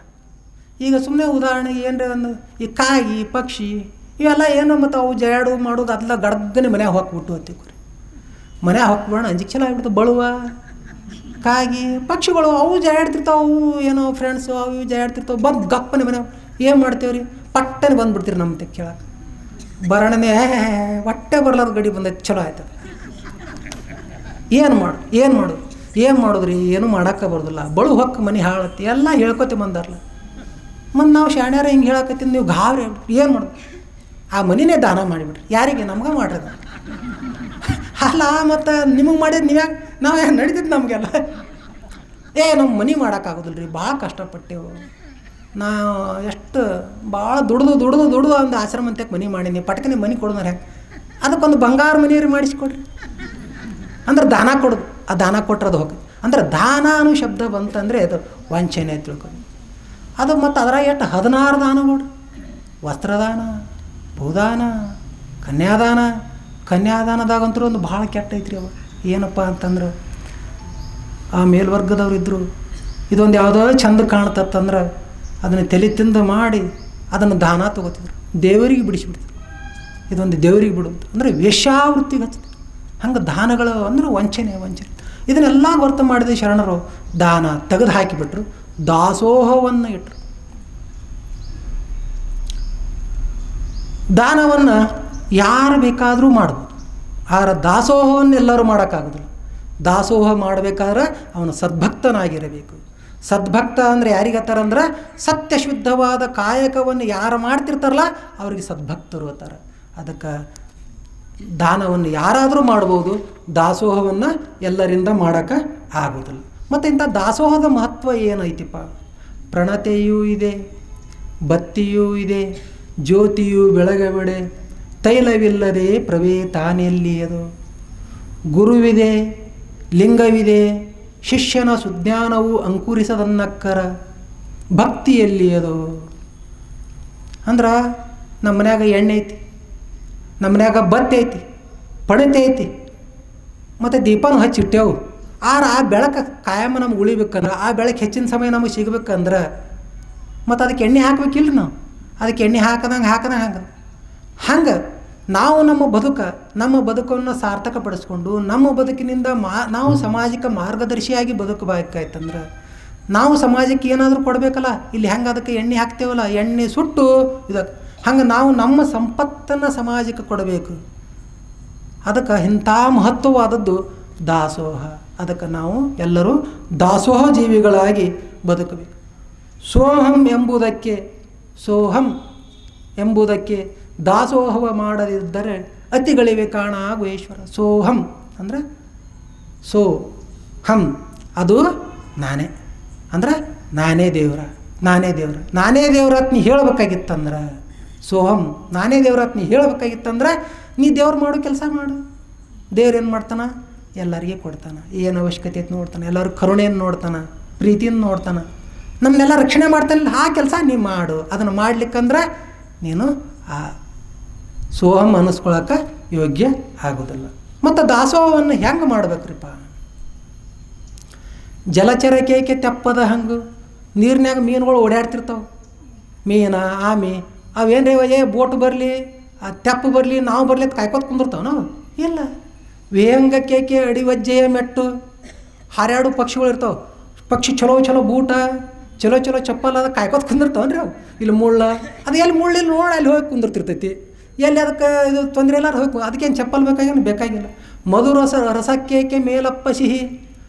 ಇದು ಜೇನುತುಪ್ಪಕ್ಕೆ ಮತ್ತೆ ಮ್ಯಾಗ ಏನು ಸಿಹಿ ಬೇಕಾಗೈತೇನ? ಬೇಕಾಗಿಲ್ಲ. ಕಲ್ಪವೃಕ್ಷಕ್ಕೆ ಕಾಲದ ಹಂಗು. ಕಲ್ಪವೃಕ್ಷ ನಾವು ಏನು ಕಲ್ಪನೆ ಮಾಡಿದೆಲ್ಲ ಕೊಡುವಂಥ ವೃಕ್ಷ ನಮ್ಮ ಮನೆಯೊಳಗೈತಿ. ಮತ್ತು ಅದಕ್ಕೇನು ಕಾಲದ ಹಂಗೆ ಐತೇನ್ರಿ? ಒಂದು ಮಾವಿನ ಗಿಡ ಐತಿ. ಮಾವಿನ ಗಿಡದಾಗ ಮಾವಿನಕಾಯಿ ಬರ್ಬೇಕಾದ್ರೆ ಅದು ಬ್ಯಾಸಿಗೆ ತಕ್ಕ ನಾವು ಕಾಯ್ಬೇಕಾಕೈತಿ. ಹೌದಲ್ಲ? ಕಲ್ಪವೃಕ್ಷ ನಮ್ಮ ಮನೆಯಾಗಿತ್ತಂದ್ರೆ ಕಲ್ಪವೃಕ್ಷಕ್ಕೆ ಬಿಡ್ತಾವೆ, ಮಾವಿನಕಾಯಿ ಕೊಟ್ಟೇ ಬಿಡ್ತೈತಿ. ಅದಕ್ಕೇನು ಟೈಮ್ ಬೇಕಾಗಿತ್ತನ? ಹಂಗೆ ದಾಸೋಹವನ್ನು ಅರಿದು ಮಾಡುವವಂಗೆ ಏತರ ಪೂಜೆ ಏತರ ಪುಣ್ಯ. ನಾವು ದಾಸೋಹವನ್ನು ಅರ್ಥ ಮಾಡಾಕತ್ತಿದ್ದೇವೆ ಅಂದ್ರೆ ಏನು ಪೂಜೆ ಮಾಡೋದೈತಿ, ಏನು ನಾವು ಪುಣ್ಯವನ್ನು ಬಯಸೋದೈತಿ? ದಾಸೋಹವೇ ಪುಣ್ಯವಾಗಿರ್ತೈತಿ, ದಾಸೋಹವೇ ಪೂಜೆ ಆಗಿರ್ತೈತಿ. ಅದಕ್ಕೆ ದಾಸೋಹ ಭಾಳ ಶ್ರೇಷ್ಠವಾದದ್ದು. ಮತ್ತು ನಾವು ಹಂಗಾರೆ ಏನೇನು ದಾಸೋಹ ಮಾಡಬಹುದು ರೀ ಸಮಾಜಕ್ಕೆ? ಏನೇನು ಮಾಡ್ಬೋದು? ಭಕ್ತನಾಯಿತ್ತೇ ಭಕ್ತಿದಾಸೋಹ, ಯುಕ್ತನಾಯಿತ್ತೇ ಯುಕ್ತಿದಾಸೋಹ, ಐಕ್ಯನಾಯಿತ್ತೇ ಮಮಕಾರ ದಾಸೋಹ, ಸರ್ವದಲ್ಲಿ ದಾಸೋಹವೇ ಬೇಕು. ಯುಕ್ತನಾಯಿತ್ತೆ ಅಂದ್ರೆ ನೀನು ಭಾಳ ತಿಳುವಳಿಕಿದ್ದವದಿ, ನೀನು ಟ್ಯಾಲೆಂಟ್ ಅದಿ, ಅವ್ರಿಗೆ ಯುಕ್ತಿಯನ್ನು ಕೊಡು. ಸಮಸ್ಯೆಗಳು ಬಂದಿರ್ತಾವೆ, ತೊಂದರೆಗಳು ಬಂದಿರ್ತಾವೆ, ಅವ್ರಿಗೆ ಧೈರ್ಯ ಹೇಳು, ಅವ್ರಿಗೆ ಸರಿಯಾದ ಮಾರ್ಗವನ್ನು ತೋರಿಸ್ತು, ಯುಕ್ತಿ ದಾಸೋಹ ಮಾಡು. ಭಕ್ತನಾಯಿತ್ತೆ ಭಕ್ತಿ ದಾಸೋಹ. ಭಕ್ತಿ ಅಂದ್ರೆ ಪ್ರೀತಿ, ಭಕ್ತಿ ಅಂದ್ರೆ ಪ್ರೇಮ. ತಾಯಿ ಮಗುವಿಗೆ ಭಕ್ತಿ ಮಾಡಿದ್ರೆ, ಪ್ರೇಮ ಮಾಡಿದ್ರೆ ಅದಕ್ಕೆ ವಾತ್ಸಲ್ಯ ಅಂತಾರೆ. ಗುರುಗಳು ಶಿಷ್ಯರಿಗೆ ಪ್ರೇಮ ಮಾಡಿದರೆ ಅದಕ್ಕೆ ಕಾರುಣ್ಯ ಅಂತಾರೆ. ಹಂಗೆ ಭಕ್ತನಾದವು ದೇವರನ್ನು ಪ್ರೀತಿ ಮಾಡಿದ್ರೆ ಅದಕ್ಕೇನಂತಾರೆ? ಭಕ್ತಿ ಅಂತಾರೆ. ಆ ದೇವರ ನಿಜವನ್ನು ನೀನು ಅರ್ಥಕೊಂಡು ಅಲ್ಲಿ ಭಕ್ತಿ ಮಾಡಕತ್ತೀವಲ್ಲ ಅದನ್ನು ಸಮಾಜಕ್ಕೆ ತಿಳಿಸ್ಕೊಡು, ಅಂಥ ದಾಸೋಹ ಮಾಡು. ಐಕ್ಯನಾಯಿತ್ತೇ ಮಮಕಾರ ದಾಸೋಹ. ಐಕ್ಯ ಅಂದ್ರೆ ತಾನೇ ದೇವರ ಆಗಿಬಿಟ್ಟಿದ್ದಂದ್ರೆ, ತಾವೇ ದೇವರ ಸ್ವರೂಪ ಆಗಿಬಿಟ್ಟಿದ್ದಂದ್ರೆ ಮಮಕಾರವನ್ನು ದಾಸೋಹ ಮಾಡೋದು. ಮಮಕಾರ ಅಂದರೆ ದೇವರ ಕೆಲಸನೇ ಮಾಡು, ಕರುಣೆ ಉಳ್ಳವನಾಗು, ಸಮಾಜದ ಮೇಲೆ ಕರುಣೆ ಉಳ್ಳವನಾಗಿ ಇರು. ಅನ್ನ, ಅರಿವೆ, ಆಶ್ರಯ, ಔಷಧಿ, ಪ್ರೋತ್ಸಾಹಿಸುವುದು, ಹಿಂಗೆ ಏನು ನಿನ್ನ ಕಡೆ ಏನೈತಿಲ್ಲ, ನಿನ್ನಂತಕ್ಕೆ ಏನೈತಿ ಅದನ್ನು ದಾಸೋಹ ಮಾಡಬಹುದು. ಮತ್ತು ಎಂಥ ದಾಸೋಹ ಸಮಾಜಕ್ಕೆ ಸಲ್ಲಂಗಲ್ಲ, ದೇವರಿಗೆ ಸಲ್ಲಂಗಲ್ಲ. ಭಕ್ತಿಹೀನನ ದಾಸೋಹವ ಸದ್ಭಕ್ತರು ಸವಿಯರು. ಬೇವಿನ ಹಣ್ಣು ಕಾಗೆಗೆ ಇನಿದಲ್ಲದೆ ಕೋಗಿಲೆ ಮೆಲಬಾರದು. ನಾಯಿ ಹಾಲು ನಾಯಿಗಲ್ಲದೆ ಪಂಚಾಮೃತಕ್ಕೆ ಸಲ್ಲದು ಅಂದಂಗೆ, ನಾಯಿ ಹಟ್ಟು ಭಾರಿ ಚಲೋ ಸಾಕಿರಿ, ಟೆತ್ರ ಐತಿ, ಜಲಸು ಯಾಕೆ ಮಾಡ್ತೀರಿ? ಚಲೋ ಹಿಂಡ್ತೈತೆ ಅಂದ್ರೆ ಏನು ಹಿಂಡ್ಕೊಂಡು ಅದನ್ನೇನು ಬಳಸಕ್ಕೆ ಬರ್ತೈತೆ? ಬರೋದಿಲ್ಲ. ಹಂಗೆ ಬೇವಿನಕಾಯಿ ಭಾರಿ ಚಲೋ ಐತಿ, ಏನು ಗಿಡದಾಗ ಲಕ್ಷ ಬೇವಿನಕಾಯಿ ಇದಾವೆ ಅಂದ್ರೆ ಏನಕ್ಕೆ ಕೋಗಿಲಿಕ್ಕೆ ತಿಂತೈತನ? ತಿನ್ನಂಗಿಲ್ಲ. ನೀವು ಭಕ್ತರಾಗಿರ್ಲಿಕ್ಕಂದ್ರೆ, ನೀವು ಸತ್ಯಶುದ್ಧವಾದ ಕಾಯಕವನ್ನು ಮಾಡಿ ತಂದಿರ್ಲಿಕ್ಕಂದ್ರೆ, ಅಂಥ ನೀವೇನೋ ಮಾಡ್ತೀನಿ ಅಂತ ದಾಸೋಹ ಮಾಡಾಕ್ತೀರ, ಆ ದಾಸೋಹವನ್ನು ದೇವರ ಒಪ್ಪಿಕೊಳ್ಳೋದಿಲ್ಲ. ದಾಸೋಹದಲ್ಲಿ ನಮ್ಗೆ ನಿಷ್ಠೆ ಹೇಗಿರಬೇಕು? ದಾಸೋಹದಲ್ಲಿ ನಾವು ಭಾಳ ನಿಷ್ಠೆಯನ್ನು ಉಳ್ಳವರಾಗಿರಬೇಕು. ಒಲಿದು ಮೋಕ್ಷವ ಕೊಡಲಿ, ಒಲಿಯದೆ ಭವಕ್ಕೆ ಬೀಜವ ಮಾಡಲಿ. ಬಿಡೆನಯ್ಯ ನಿಮ್ಮ ಪೂಜೆಯ, ಬಿಡೆನಯ್ಯ ದಾಸೋಹವ, ಬಿಡೆನಯ್ಯ ಜಂಗಮ ದಾಸೋಹ, ಅದರ ಮಾನಾಪಮಾನವೂ ನಿಮ್ಮದೇ. ಅದಕ್ಕೆ ನಾವು ದಾಸೋಹ ಮಾಡೋದೈತ್ರಿ, ತೆಲಿಗಿಲಿ ಕೆಟ್ಟೈತೇನೆ, ಅವಾಗ ಹೆಚ್ಚಾಗಿರ್ಬೇಕು. ಇವಾಗತ್ತೆ ಏನೇನೋ ನಿಂದ ಬರ್ತಾವೆ, ಅಪಮಾನಗಳು ಬರ್ತಾವೆ, ಏನು ಯಾಕೆ ಬರಲಿ? ಅದಕ್ಕೆ ನಾವು ದಾಸೋಹ ಮಾಡೋದನ್ನು ಒಟ್ಟೇ ಬಿಡಬಾರ್ದು. ದಾಸೋಹ ಮಾಡುವ ಹೊತ್ನಾಗ ನಾವು ನಿರ್ದಿಷ್ಟವಾದ ಉದ್ದೇಶಗಳನ್ನು ಇಟ್ಕೊಂಡಿರಬಾರ್ದು. ನನಗೆ ಮೋಕ್ಷ ಆಗಲಿ, ನನ್ನ ಪುಣ್ಯ ಬರಲಿ, ನನ್ನ ಲಾಭ ಆಗಲಿ, ಇಂಥ ಯಾವುದೇ ಅಪೇಕ್ಷೆಗಳನ್ನ ಇಟ್ಕೊಳ್ಳದೆ ನಾವು ದಾಸೋಹವನ್ನು ಮಾಡಬೇಕು. ಕಪಿಲ ಸಿದ್ಧ ಮಲ್ಲಿಕಾರ್ಜುನನೆಂಬ ಪರಮ ಪವಿತ್ರ ಇಷ್ಟಲಿಂಗವೇ, ಪರಮ ಪವಿತ್ರವಾದಂಥ ಇಷ್ಟಲಿಂಗ ನಾನು ದಾಸೋಹವನ್ನು ಬಿಡುವುದಿಲ್ಲ ಅಂತೇಳಿ ಸಿದ್ದರಾಮೇಶ್ವರರು ಹೇಳ್ತಾರೆ. ದೇವರು ಮತ್ತು ಯಾರನ್ನ ಇಷ್ಟಪಡೋದಿಲ್ಲ? ಎಲ್ಲರನ್ನ ಇಷ್ಟಪಡ್ತಾನೆ ದೇವರ, ಕೆಲವೊಬ್ರು ಇಷ್ಟಪಡೋದಿಲ್ಲ. ಆಡಿದರೇನು, ಹಾಡಿದರೇನು, ಓದಿದರೇನು, ತ್ರಿವಿಧ ದಾಸೋಹವಿಲ್ಲದನ್ನಕ್ಕ ಆಡದೇ ನವಿಲು. ನಾವು ಎಷ್ಟು ಚಂದ ಆಟ ಆಡ್ತೇವೆ ಅಂದರೆ ನವಿಲಿಂಗತ್ಲೆ ಆಡಕ್ಕೆ ಬರ್ತೈತೆ ನಮಗೆ.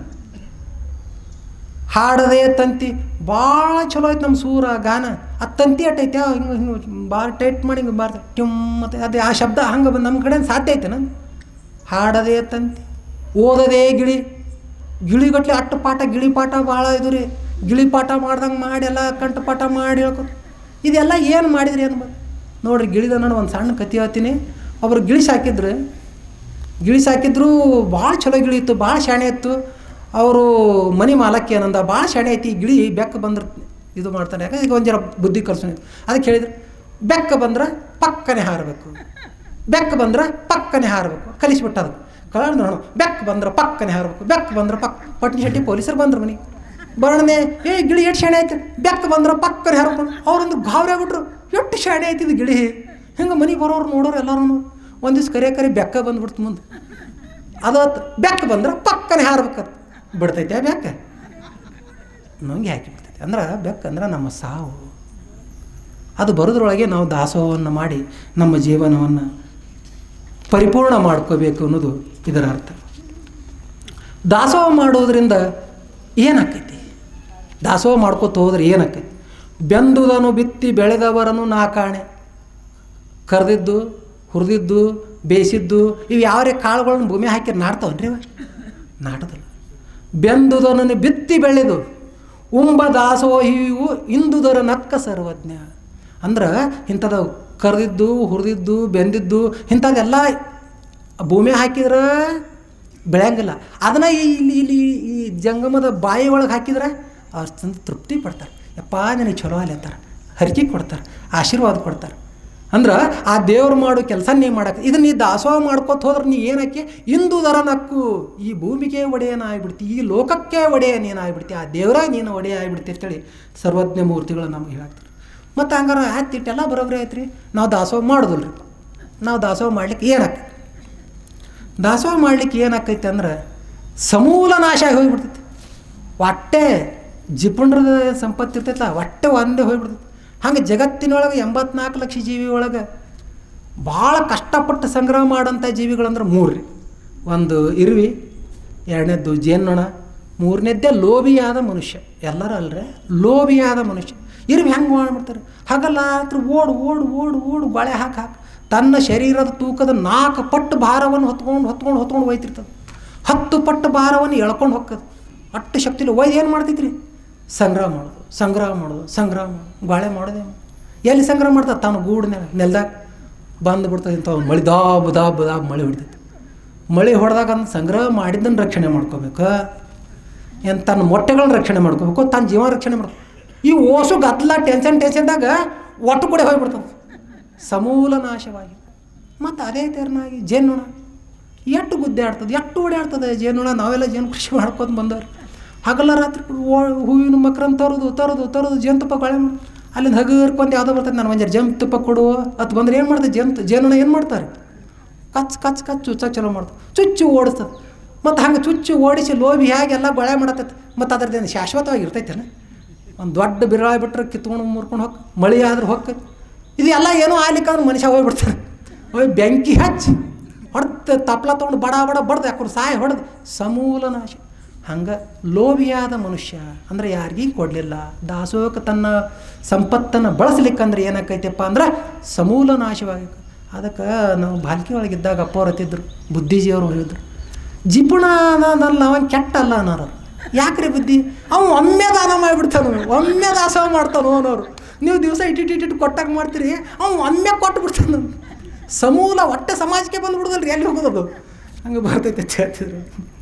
ಅದಕ್ಕೆ ಸರ್ವಜ್ಞ ಮೂರ್ತಿಗಳು ಹೇಳ್ತಾರೆ, ಕೊಟ್ಟಿದ್ದು ತನಗೆ, ಬಚ್ಚಿಟ್ಟಿದ್ದು ಕೊಟ್ಟಿದ್ದು ಕೆಟ್ಟಿದೆ, ಅದು ಮುಂದೆ ನಿನಗೆ ಕಟ್ಟಿ ಹೋದು ಬುತ್ತಿ ಸರ್ವಜ್ಞ. ಕೊಟ್ಟಿದ್ದು ಎಂದೂ ಹಾಳಾಗೋದಿಲ್ಲ.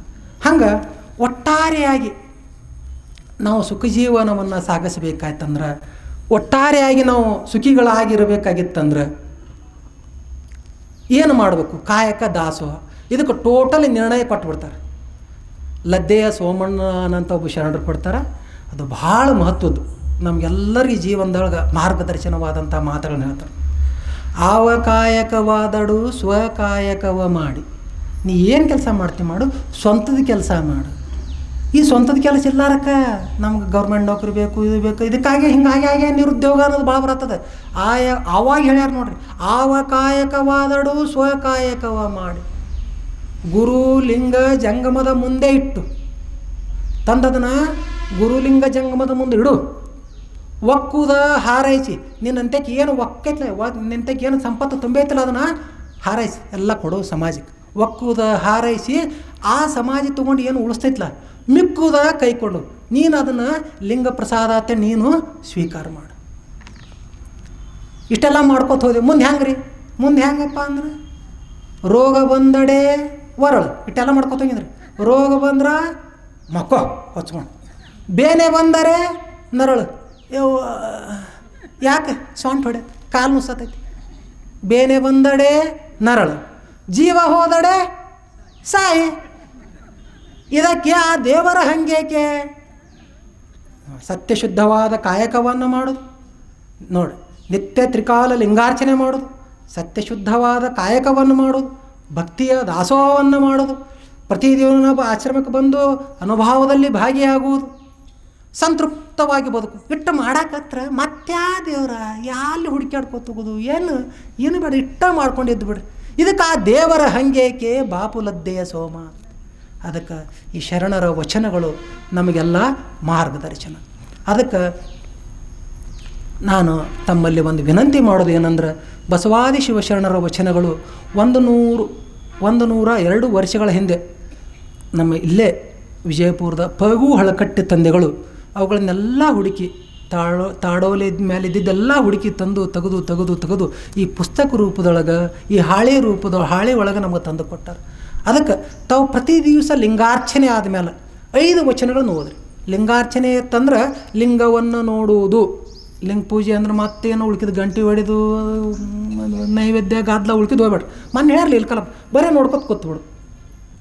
ಲಿಂಗಾರ್ಚನೆ ಅಂದ್ರೆ ಲಿಂಗ ನೋಡು. ಇದು ಮುಗಿಸಿದ ಮೇಲೆ 5 ವಚನ ಓದ್ರಿ.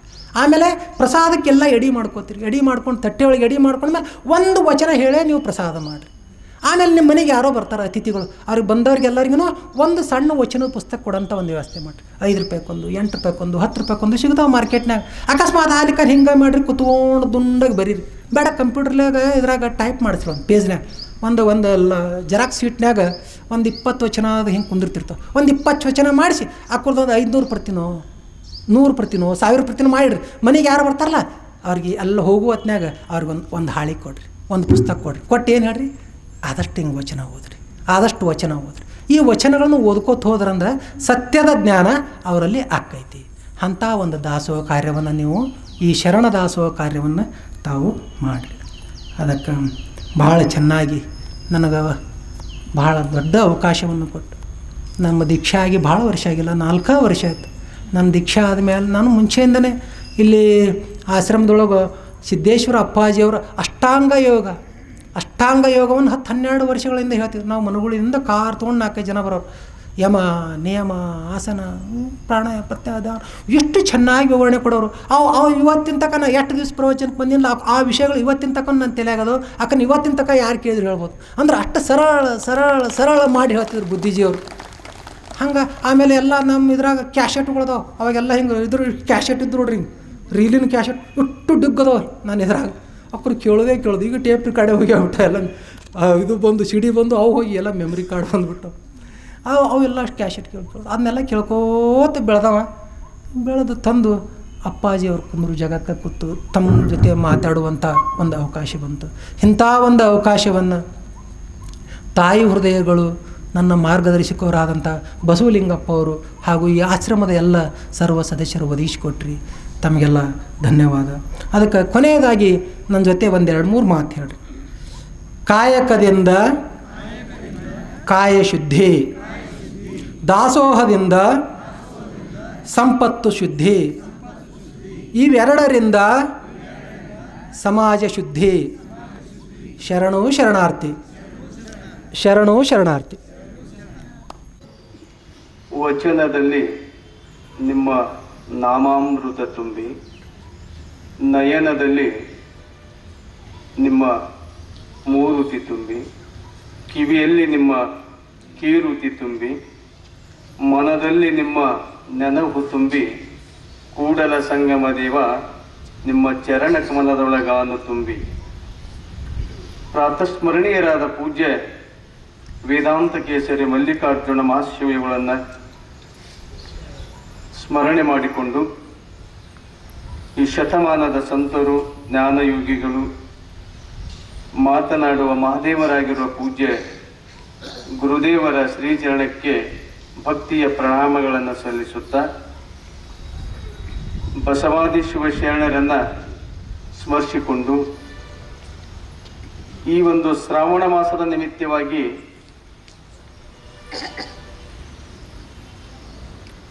ಇವತ್ತು ಕಾಯಕ ಮತ್ತು ದಾಸೋಹ ಅನ್ನಂತ ವಿಚಾರವನ್ನ ನಮ್ಮೆಲ್ಲರಿಗೆ ಉಪದೇಶ ಮಾಡಿರುವಂತ ಮನುಗುಳಿ ವಿರಕ್ತ ಮಠದ ಪರಮ ಪೂಜ್ಯ ವಿರತೀಶಾನಂದ ಮಹಾಸ್ವಾಮಿಗಳ ಸನ್ನಿಧಾನಕ್ಕೆ ಶರಣಾರ್ಥಿ ಸಲ್ಲಿಸಿ, ಎಲ್ಲ ಪೂಜ್ಯರಲ್ಲಿ ಹಾಗೂ ತಮ್ಮೆಲ್ಲರಲ್ಲಿ ಶರಣಾರ್ಥಿಗಳು. ಕಾಯಕ ಮತ್ತು ದಾಸೋಹ ಇದರ ಬಗ್ಗೆ ಬಹಳ ಸುಂದರವಾಗಿ ಪೂಜ್ಯರು ನಮ್ಮೆಲ್ಲರಿಗೆ ತಿಳಿಸಿಕೊಟ್ಟಾರೆ. ನಮಗೆ ಗೊತ್ತಿರಬೇಕು, ಈ ಕಾಯಕ ಮತ್ತು ದಾಸೋಹ ಈ ಎರಡು ಶಬ್ದ ಬಂದ್ರೆ ನಮಗೆ ಯಾರು ನೆನಪು ಬರ್ತದಂದ್ರೆ ಬಸವಣ್ಣವರೇ ನೆನಪು ಬರ್ತದೆ. 12ನೇ ಶತಮಾನದಲ್ಲಿ ಕಾಯಕವನ್ನ ಮಾಡಿ ಪ್ರಸಾದ ಮಾಡಬೇಕು ಅನ್ನೋಂಥದ್ದನ್ನ ಹೆಚ್ಚು ಬಸವಾದಿ ಶಿವಶರಣರು ಅದನ್ನ ಪಾಲನೆ ಮಾಡಿಕೊಂಡು ಬಂದರು. ಅವರು ನಡೆಗೆ ತಂದ್ರೆ ಅವ್ರು ನುಡಿದ್ರು, ಆ ರೀತಿ ನಡೆದರು. ಒಂದು ವೇಳೆ ಕಾಯಕ ಮಾಡದೆ ನಾವು ಪ್ರಸಾದ ಮಾಡಿದೆವು ಅಂದ್ರೆ ಅದು ಪ್ರಸಾದ ಆಗುವುದಿಲ್ಲ, ಅದು ಊಟವಾಗ್ತದನ್ನಂತ ಸಿದ್ಧಾಂತವನ್ನು ಹೇಳಿದ್ರು. ಪ್ರಸಾದ ಯಾವಾಗ ಆಗ್ತದಂದ್ರೆ ನಮ್ಮ ಬೆವರು ಸುರಿಬೇಕು, ನಮ್ಮ ಒಂದಿಷ್ಟು ಬೆವರ ಸುರಿದು ಆ ಬೆವರಿನ ಒಂದೇನ ಕಾಯಕ ಇರ್ತದಲ್ಲ ಅದನ್ನ ಯಾವಾಗಾದ್ರೂ ಅದರ ಅನುಭವ ಆಗ್ತದಂದ್ರೆ ಊಟ ಮಾಡುವಾಗ, ಪ್ರಸಾದ ಮಾಡುವಾಗ ಅದರ ಅನುಭವ ಆಗ್ತದೆ ನಮ್ಗೆ. ಇವತ್ತು ನಾವು ಮನೆಯಲ್ಲಿ ನಾವು ಪ್ರಸಾದ ಮಾಡುವಾಗ ಅಥವಾ ಮಠದಲ್ಲಿ ನಾವು ಪ್ರಸಾದ ಮಾಡುವಾಗ ನಮ್ಮಂತ ಸ್ವಾಮಿಗಳು ಊಟ ಮಾಡುವಾಗ ಪ್ರಸಾದ ಮಾಡಿ ನಾವು ಆ ಊಟದ ಪ್ರಸಾದ ರುಚಿ ತಗೊಳ್ಳುವಾಗ ಇದು ಎಲ್ಲಿಂದ ಬತ್ತು ಈ ಪ್ರಸಾದ ಅನ್ನೋಂಥದ್ದನ್ನು ವಿಚಾರ ಮಾಡಿದಾಗ ಅದಕ್ಕೆ 10 ಹಲವುಗಳು ನೆನಪಡ್ತಾವೆ. ಅದಕ್ಕೆ ನಮ್ಮ ಶ್ರಮದಿಂದ ಬರುವಂತ ಒಂದೇನು ಕಾಯಕದಿಂದ ಬರುವಂತ ಒಂದೇನು ಪ್ರಸಾದ ಇದೆಯಲ್ಲ ಅದರ ಆ ರುಚಿನೇ ಬೇರೆ. ಎಲ್ಲಿದೋ ಬಂದಂತಹದ್ದನ್ನ ಪ್ರಸಾದ ಮಾಡಿದ್ರೆ ಅದರ ರುಚಿನೇ ಬೇರೆ. ಹಾಗೆ ಶರಣರು ಕಾಯಕವನ್ನ ಅದಕ್ಕೆ ಏನಂದ್ರೆ ಗೊತ್ತದೆ ಇನ್ನೊಂದು ಶಬ್ದ, ಕಾಯಕವೇ ಕೈಲಾಸ. ಕಾಯಕದಿಂದ ಅವರು ಕೈಲಾಸಕ್ಕೆ ಹೋದರು, ಕಾಯಕದಲ್ಲೇ ಕೈಲಾಸವನ್ನ ಕಂಡ್ರು. ಅವರಷ್ಟು ಅದ್ಭುತವಾದ ಸಂದೇಶವನ್ನು ಕೊಟ್ಟರು. ಅಪ್ಪುಗಳು ಬುದ್ಧಿಜಿಯವರು ಸುಮಾರು 30 ವರ್ಷ ಆಗಿರ್ಬೇಕು. ಅಲ್ಲಿ ತೆಳಗೆ ಶೇಂಗಾ ಬಿತ್ತಿದ್ದೀವಿ, ಇಲ್ಲೇ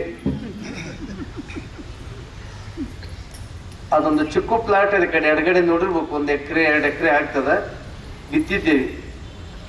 ಅಪ್ಪುಗಳು ಒಂದು ಊರಿಗೆ ಪ್ರವಚನಕ್ಕೆ ಹೋಗಿ ಬಂದ್ರು. ಅದ್ರಲ್ಲಿ ನಾವು ಕಸ ತಗಕ್ ಹತ್ತಿದ್ದೇವಿ, ಅದರಲ್ಲಿ ಎಡಿ ಹೊಡಿತಿದ್ದೇವೆ, ಎತ್ತುಗಳು ಇರ್ಲಿಲ್ಲ. ಒಂದು ಎಡಿ ಇತ್ತು, ಅದಕ್ಕೊಂದು ಹಗ್ಗ ಕಟ್ಟಿ ಒಂದ್ ಹಿಂಗ ಅಡ್ಡೊಂದು ಇದು ಕಟ್ಟಿದ್ದೇವೆ ನಗ. ಅಲ್ಲಿದೆ ಆಶ್ರಮದಲ್ಲಿ ಒಂದು ಗಿಡದ ಟೊಂಗೆ ಮುರಿದು ಅಪ್ಪುಗಳು ಸಾಯಂಕಾಲ 4 ಗಂಟೆಗೆ ತೋಟದಾಗ ಬರ್ತಿದ್ರು. ಅವರು ಒಗತಿ ಮಾಡ್ತಿದ್ರು, ನಮ್ ಕೂಡ ಕಸ ತೆಗಿತಿದ್ರು, ನಮ್ಮ ಕೂಡ ಪ್ರಾರ್ಥನೆಗೆ ಅಲ್ಲಿ ಬಂದು ಕುಂದಿರ್ತಿದ್ರು. ಬೆಳಿಗ್ಗೆ ನಮ್ಮ ಕೂಡ ಪ್ರಸಾದಕ್ಕೂ ನಮ್ ಕೂಡ ಬರ್ತಿದ್ರು. ಅಲ್ಲಿ ಸಾಯಂಕಾಲ ನಾನು ಮತ್ತು ಕೃಷ್ಣ ಕಿತ್ತೂರ್ಕದರಿಗೆ ಬಸವೇಶ್ವರ ಸ್ವಾಮಿಗಳು ಅವರು ನಾವು ಅಪ್ಪಳು ಕೂಡ ಹೋಗಿದ್ದೇವೆ. ನಾವು ಇಬ್ರು ಜಗ್ಗವರು ಅಪ್ಪಳು ಎಡಿ ಹಿಡಿತಿದ್ರು. ಅವಾಗ ಎಡಿ ಹಿಡಿದು ಒಂದು ಶಿಪ್ ಹಿಂಗ್ ಮಾಡಿದ್ರು. ತಲೆ ಮೇಲೆ ಅವ್ರದ್ದೊಂದು ವಸ್ತ್ರ ಇತ್ತು, ಅದನ್ನ ತಲೆ ಸುತ್ತಕೊಂಡು ಅಲ್ಲೇ ಮಲ್ಕೊಂಡ್ರು. ಅಲ್ಲೇನು ಹಾಸಿಗೆದು ಏನೇ ಇರ್ಲಿಲ್ಲ. ಮಲ್ಕೊಂಡು 5 ಗಂಟೆ ಆಯ್ತು. ಅವಾಗ 6 ಗಂಟೆಗೆ ಪ್ರಸಾದ ಮಾಡ್ತಿದ್ರು, ಪೂಜೆ ಪ್ರಸಾದ ಮುಗಿಸ್ಕೊಂಡು ಹೊಳ್ಳಿ ಬಂದು ಪ್ರಸಾದ ಮಾಡಿದ್ರು. ನಾವು ಬಂದು ಮುಂದೆ ಕೂತಿದ್ದೇವಿ. ಬಸವಲಿಂಗ ಸ್ವಾಮಿಗಳು ಇವತ್ತು ಪ್ರಸಾದ ಬಹಳ ಚಲೋ ಆಯ್ತು ನೋಡ್ರಿ ಅಂದ್ರು. ಯಾಕ್ರಪ್ಪ ಅಂತಂದ್ರ ಅಲ್ಲೇನು ಎಡಿ ನೀವು ಹಿಡಿದ್ರೆ ನಾ ಹಿಡಿದ್ನಲ್ಲ, ಇವತ್ತು ಪ್ರಸಾದ ಬಹಳ ಚಲೋ ಆಯ್ತಂದ್ರು. ಅಂದ್ರೆ ಅಂತ ಮಹಾತ್ಮರು ಕೂಡ ಕಾಯಕಕ್ಕೆ ಮಹತ್ವ ಕೊಟ್ಟು ಅನ್ನಂಥದ್ದು ಇವತ್ತು ನಾವು ಎತ್ತಿರ್ಬೇಕಾಗ್ತದೆ. ಮಲ್ಲಿಕಾರ್ಜುನ ಮಹಾಶಿವೈಗಳು ಇವತ್ತು ಬಾವಿ ಕಡ್ದಾರ. ತೆಳಗಿನ 2 ಬಾವಿದ ಆಶ್ರಮದಲ್ಲಿ ನೋಡಿರ್ಬೇಕು.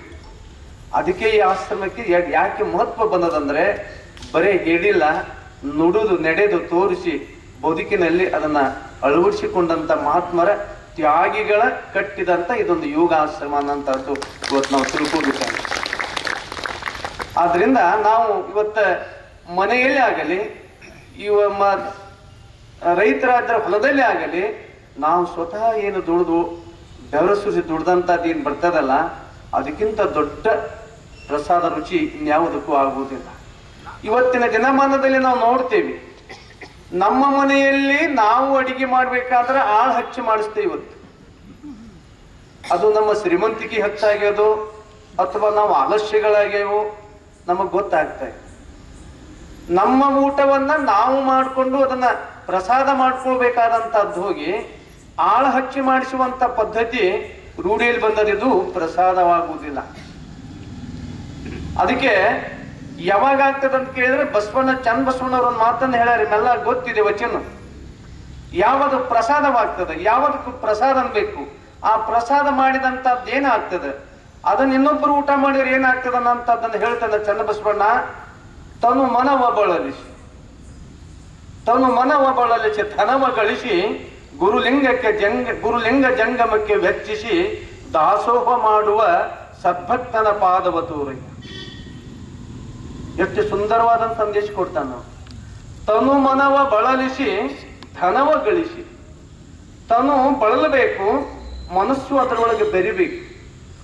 ತನು ಮನವ ಬಳಲಿಸಿ ಧನವ ಗಳಿಸಿ ಗುರುಲಿಂಗ ಜಂಗಮಕ್ಕೆ ವೆಚ್ಚಿಸಿ ದಾಸೋಹ ಮಾಡುವ ಸದ್ಭಕ್ತನ ಪಾದವ ತೋರಯ್ಯ. ಯಾರ ಪಾದ ತೋರಂದರೆ ಅವರು ಕೂತ್ಕೊಂಡವನ ಪಾದ ಅಲ್ಲ. ತನು ಮನವ ಬಳಲಿಸಬೇಕು, ಬೆವರು ಸುರಿಸಬೇಕು, ಕಾಯಕದಲ್ಲಿ ಮನಸ್ಸು ಮಗ್ನ ಮಾಡಬೇಕು.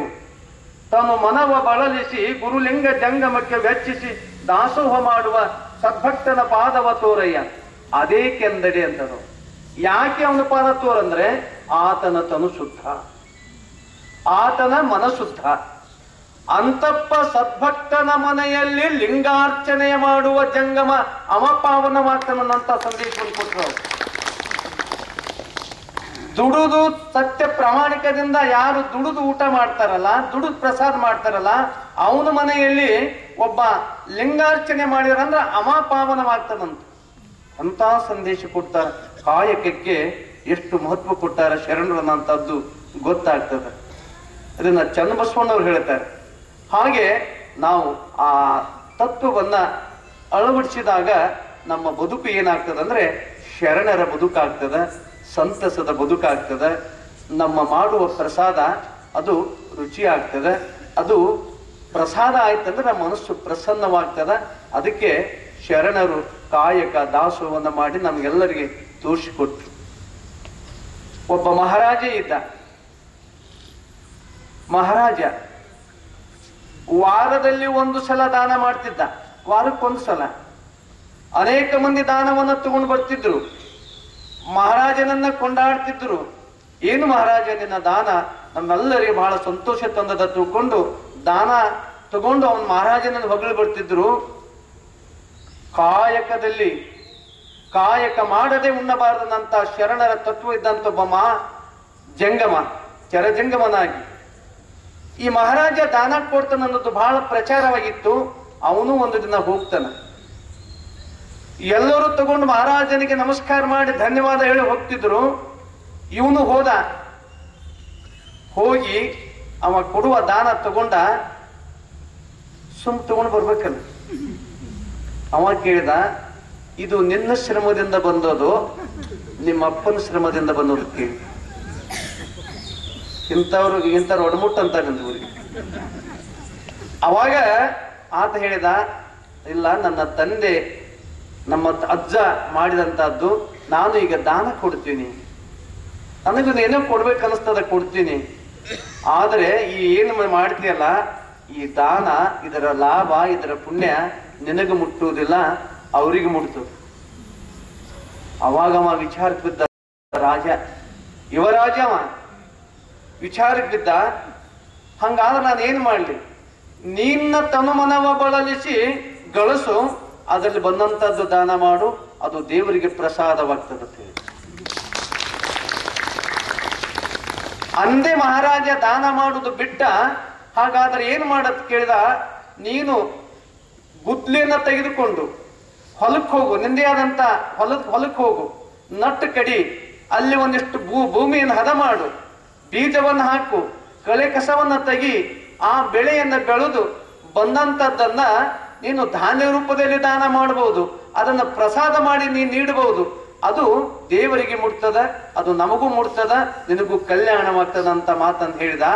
ಅವಾಗ ಮಹಾರಾಜ ದಾನ ಮಾಡೋದು ನಿಂದ್ರಿಸಿದ. ಒಂದು ಗುದ್ಲಿ ಮಾಡಿಸ್ಬೇಕಂತ ತಿಳ್ಕೊಂಡು ಕಂಬಾರ ಮನೆಗೆ ಹೋದ. ಶುರು ಆಯ್ತು ಅವನು.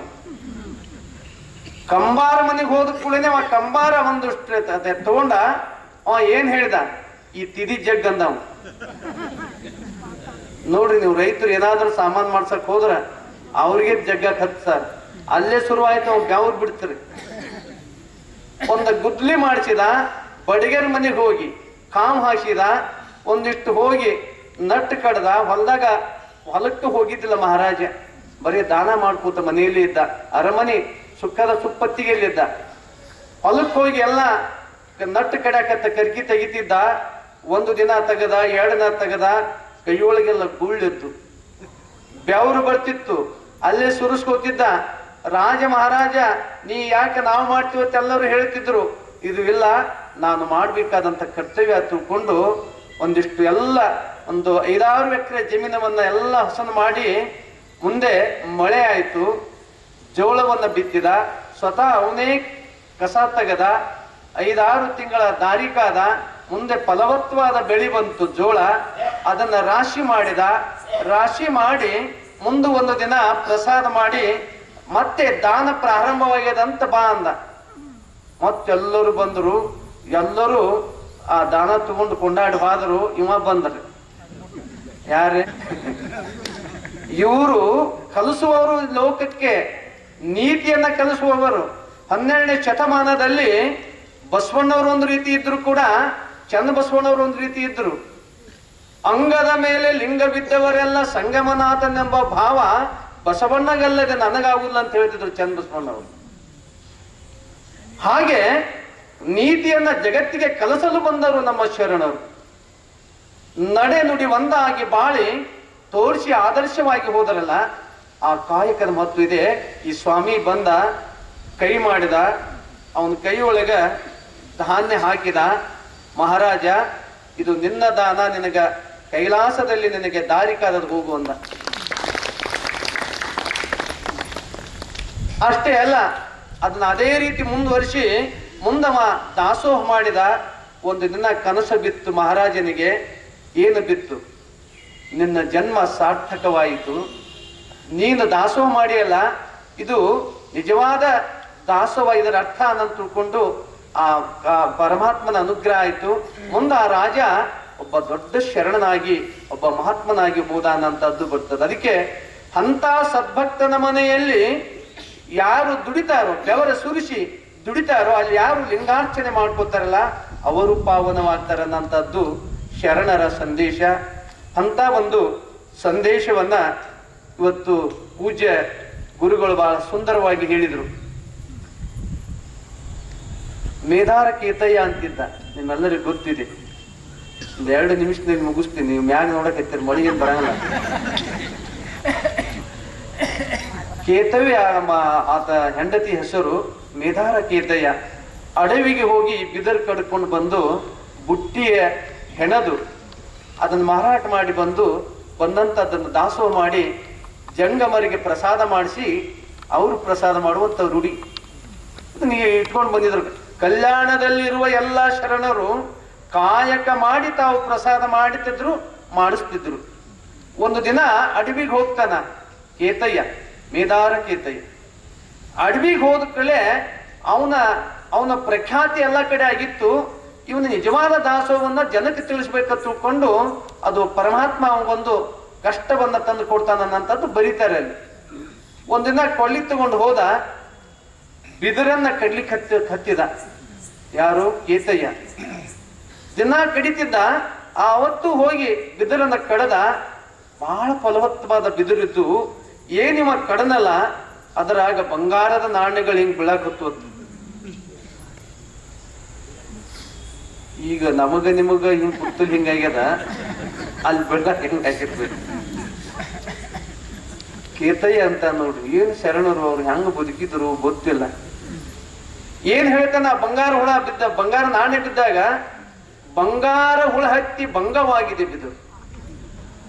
ಇದಕ್ಕೆ ಹುಳ ಹತ್ತದತ್ತಾರ ಅವ್ರು.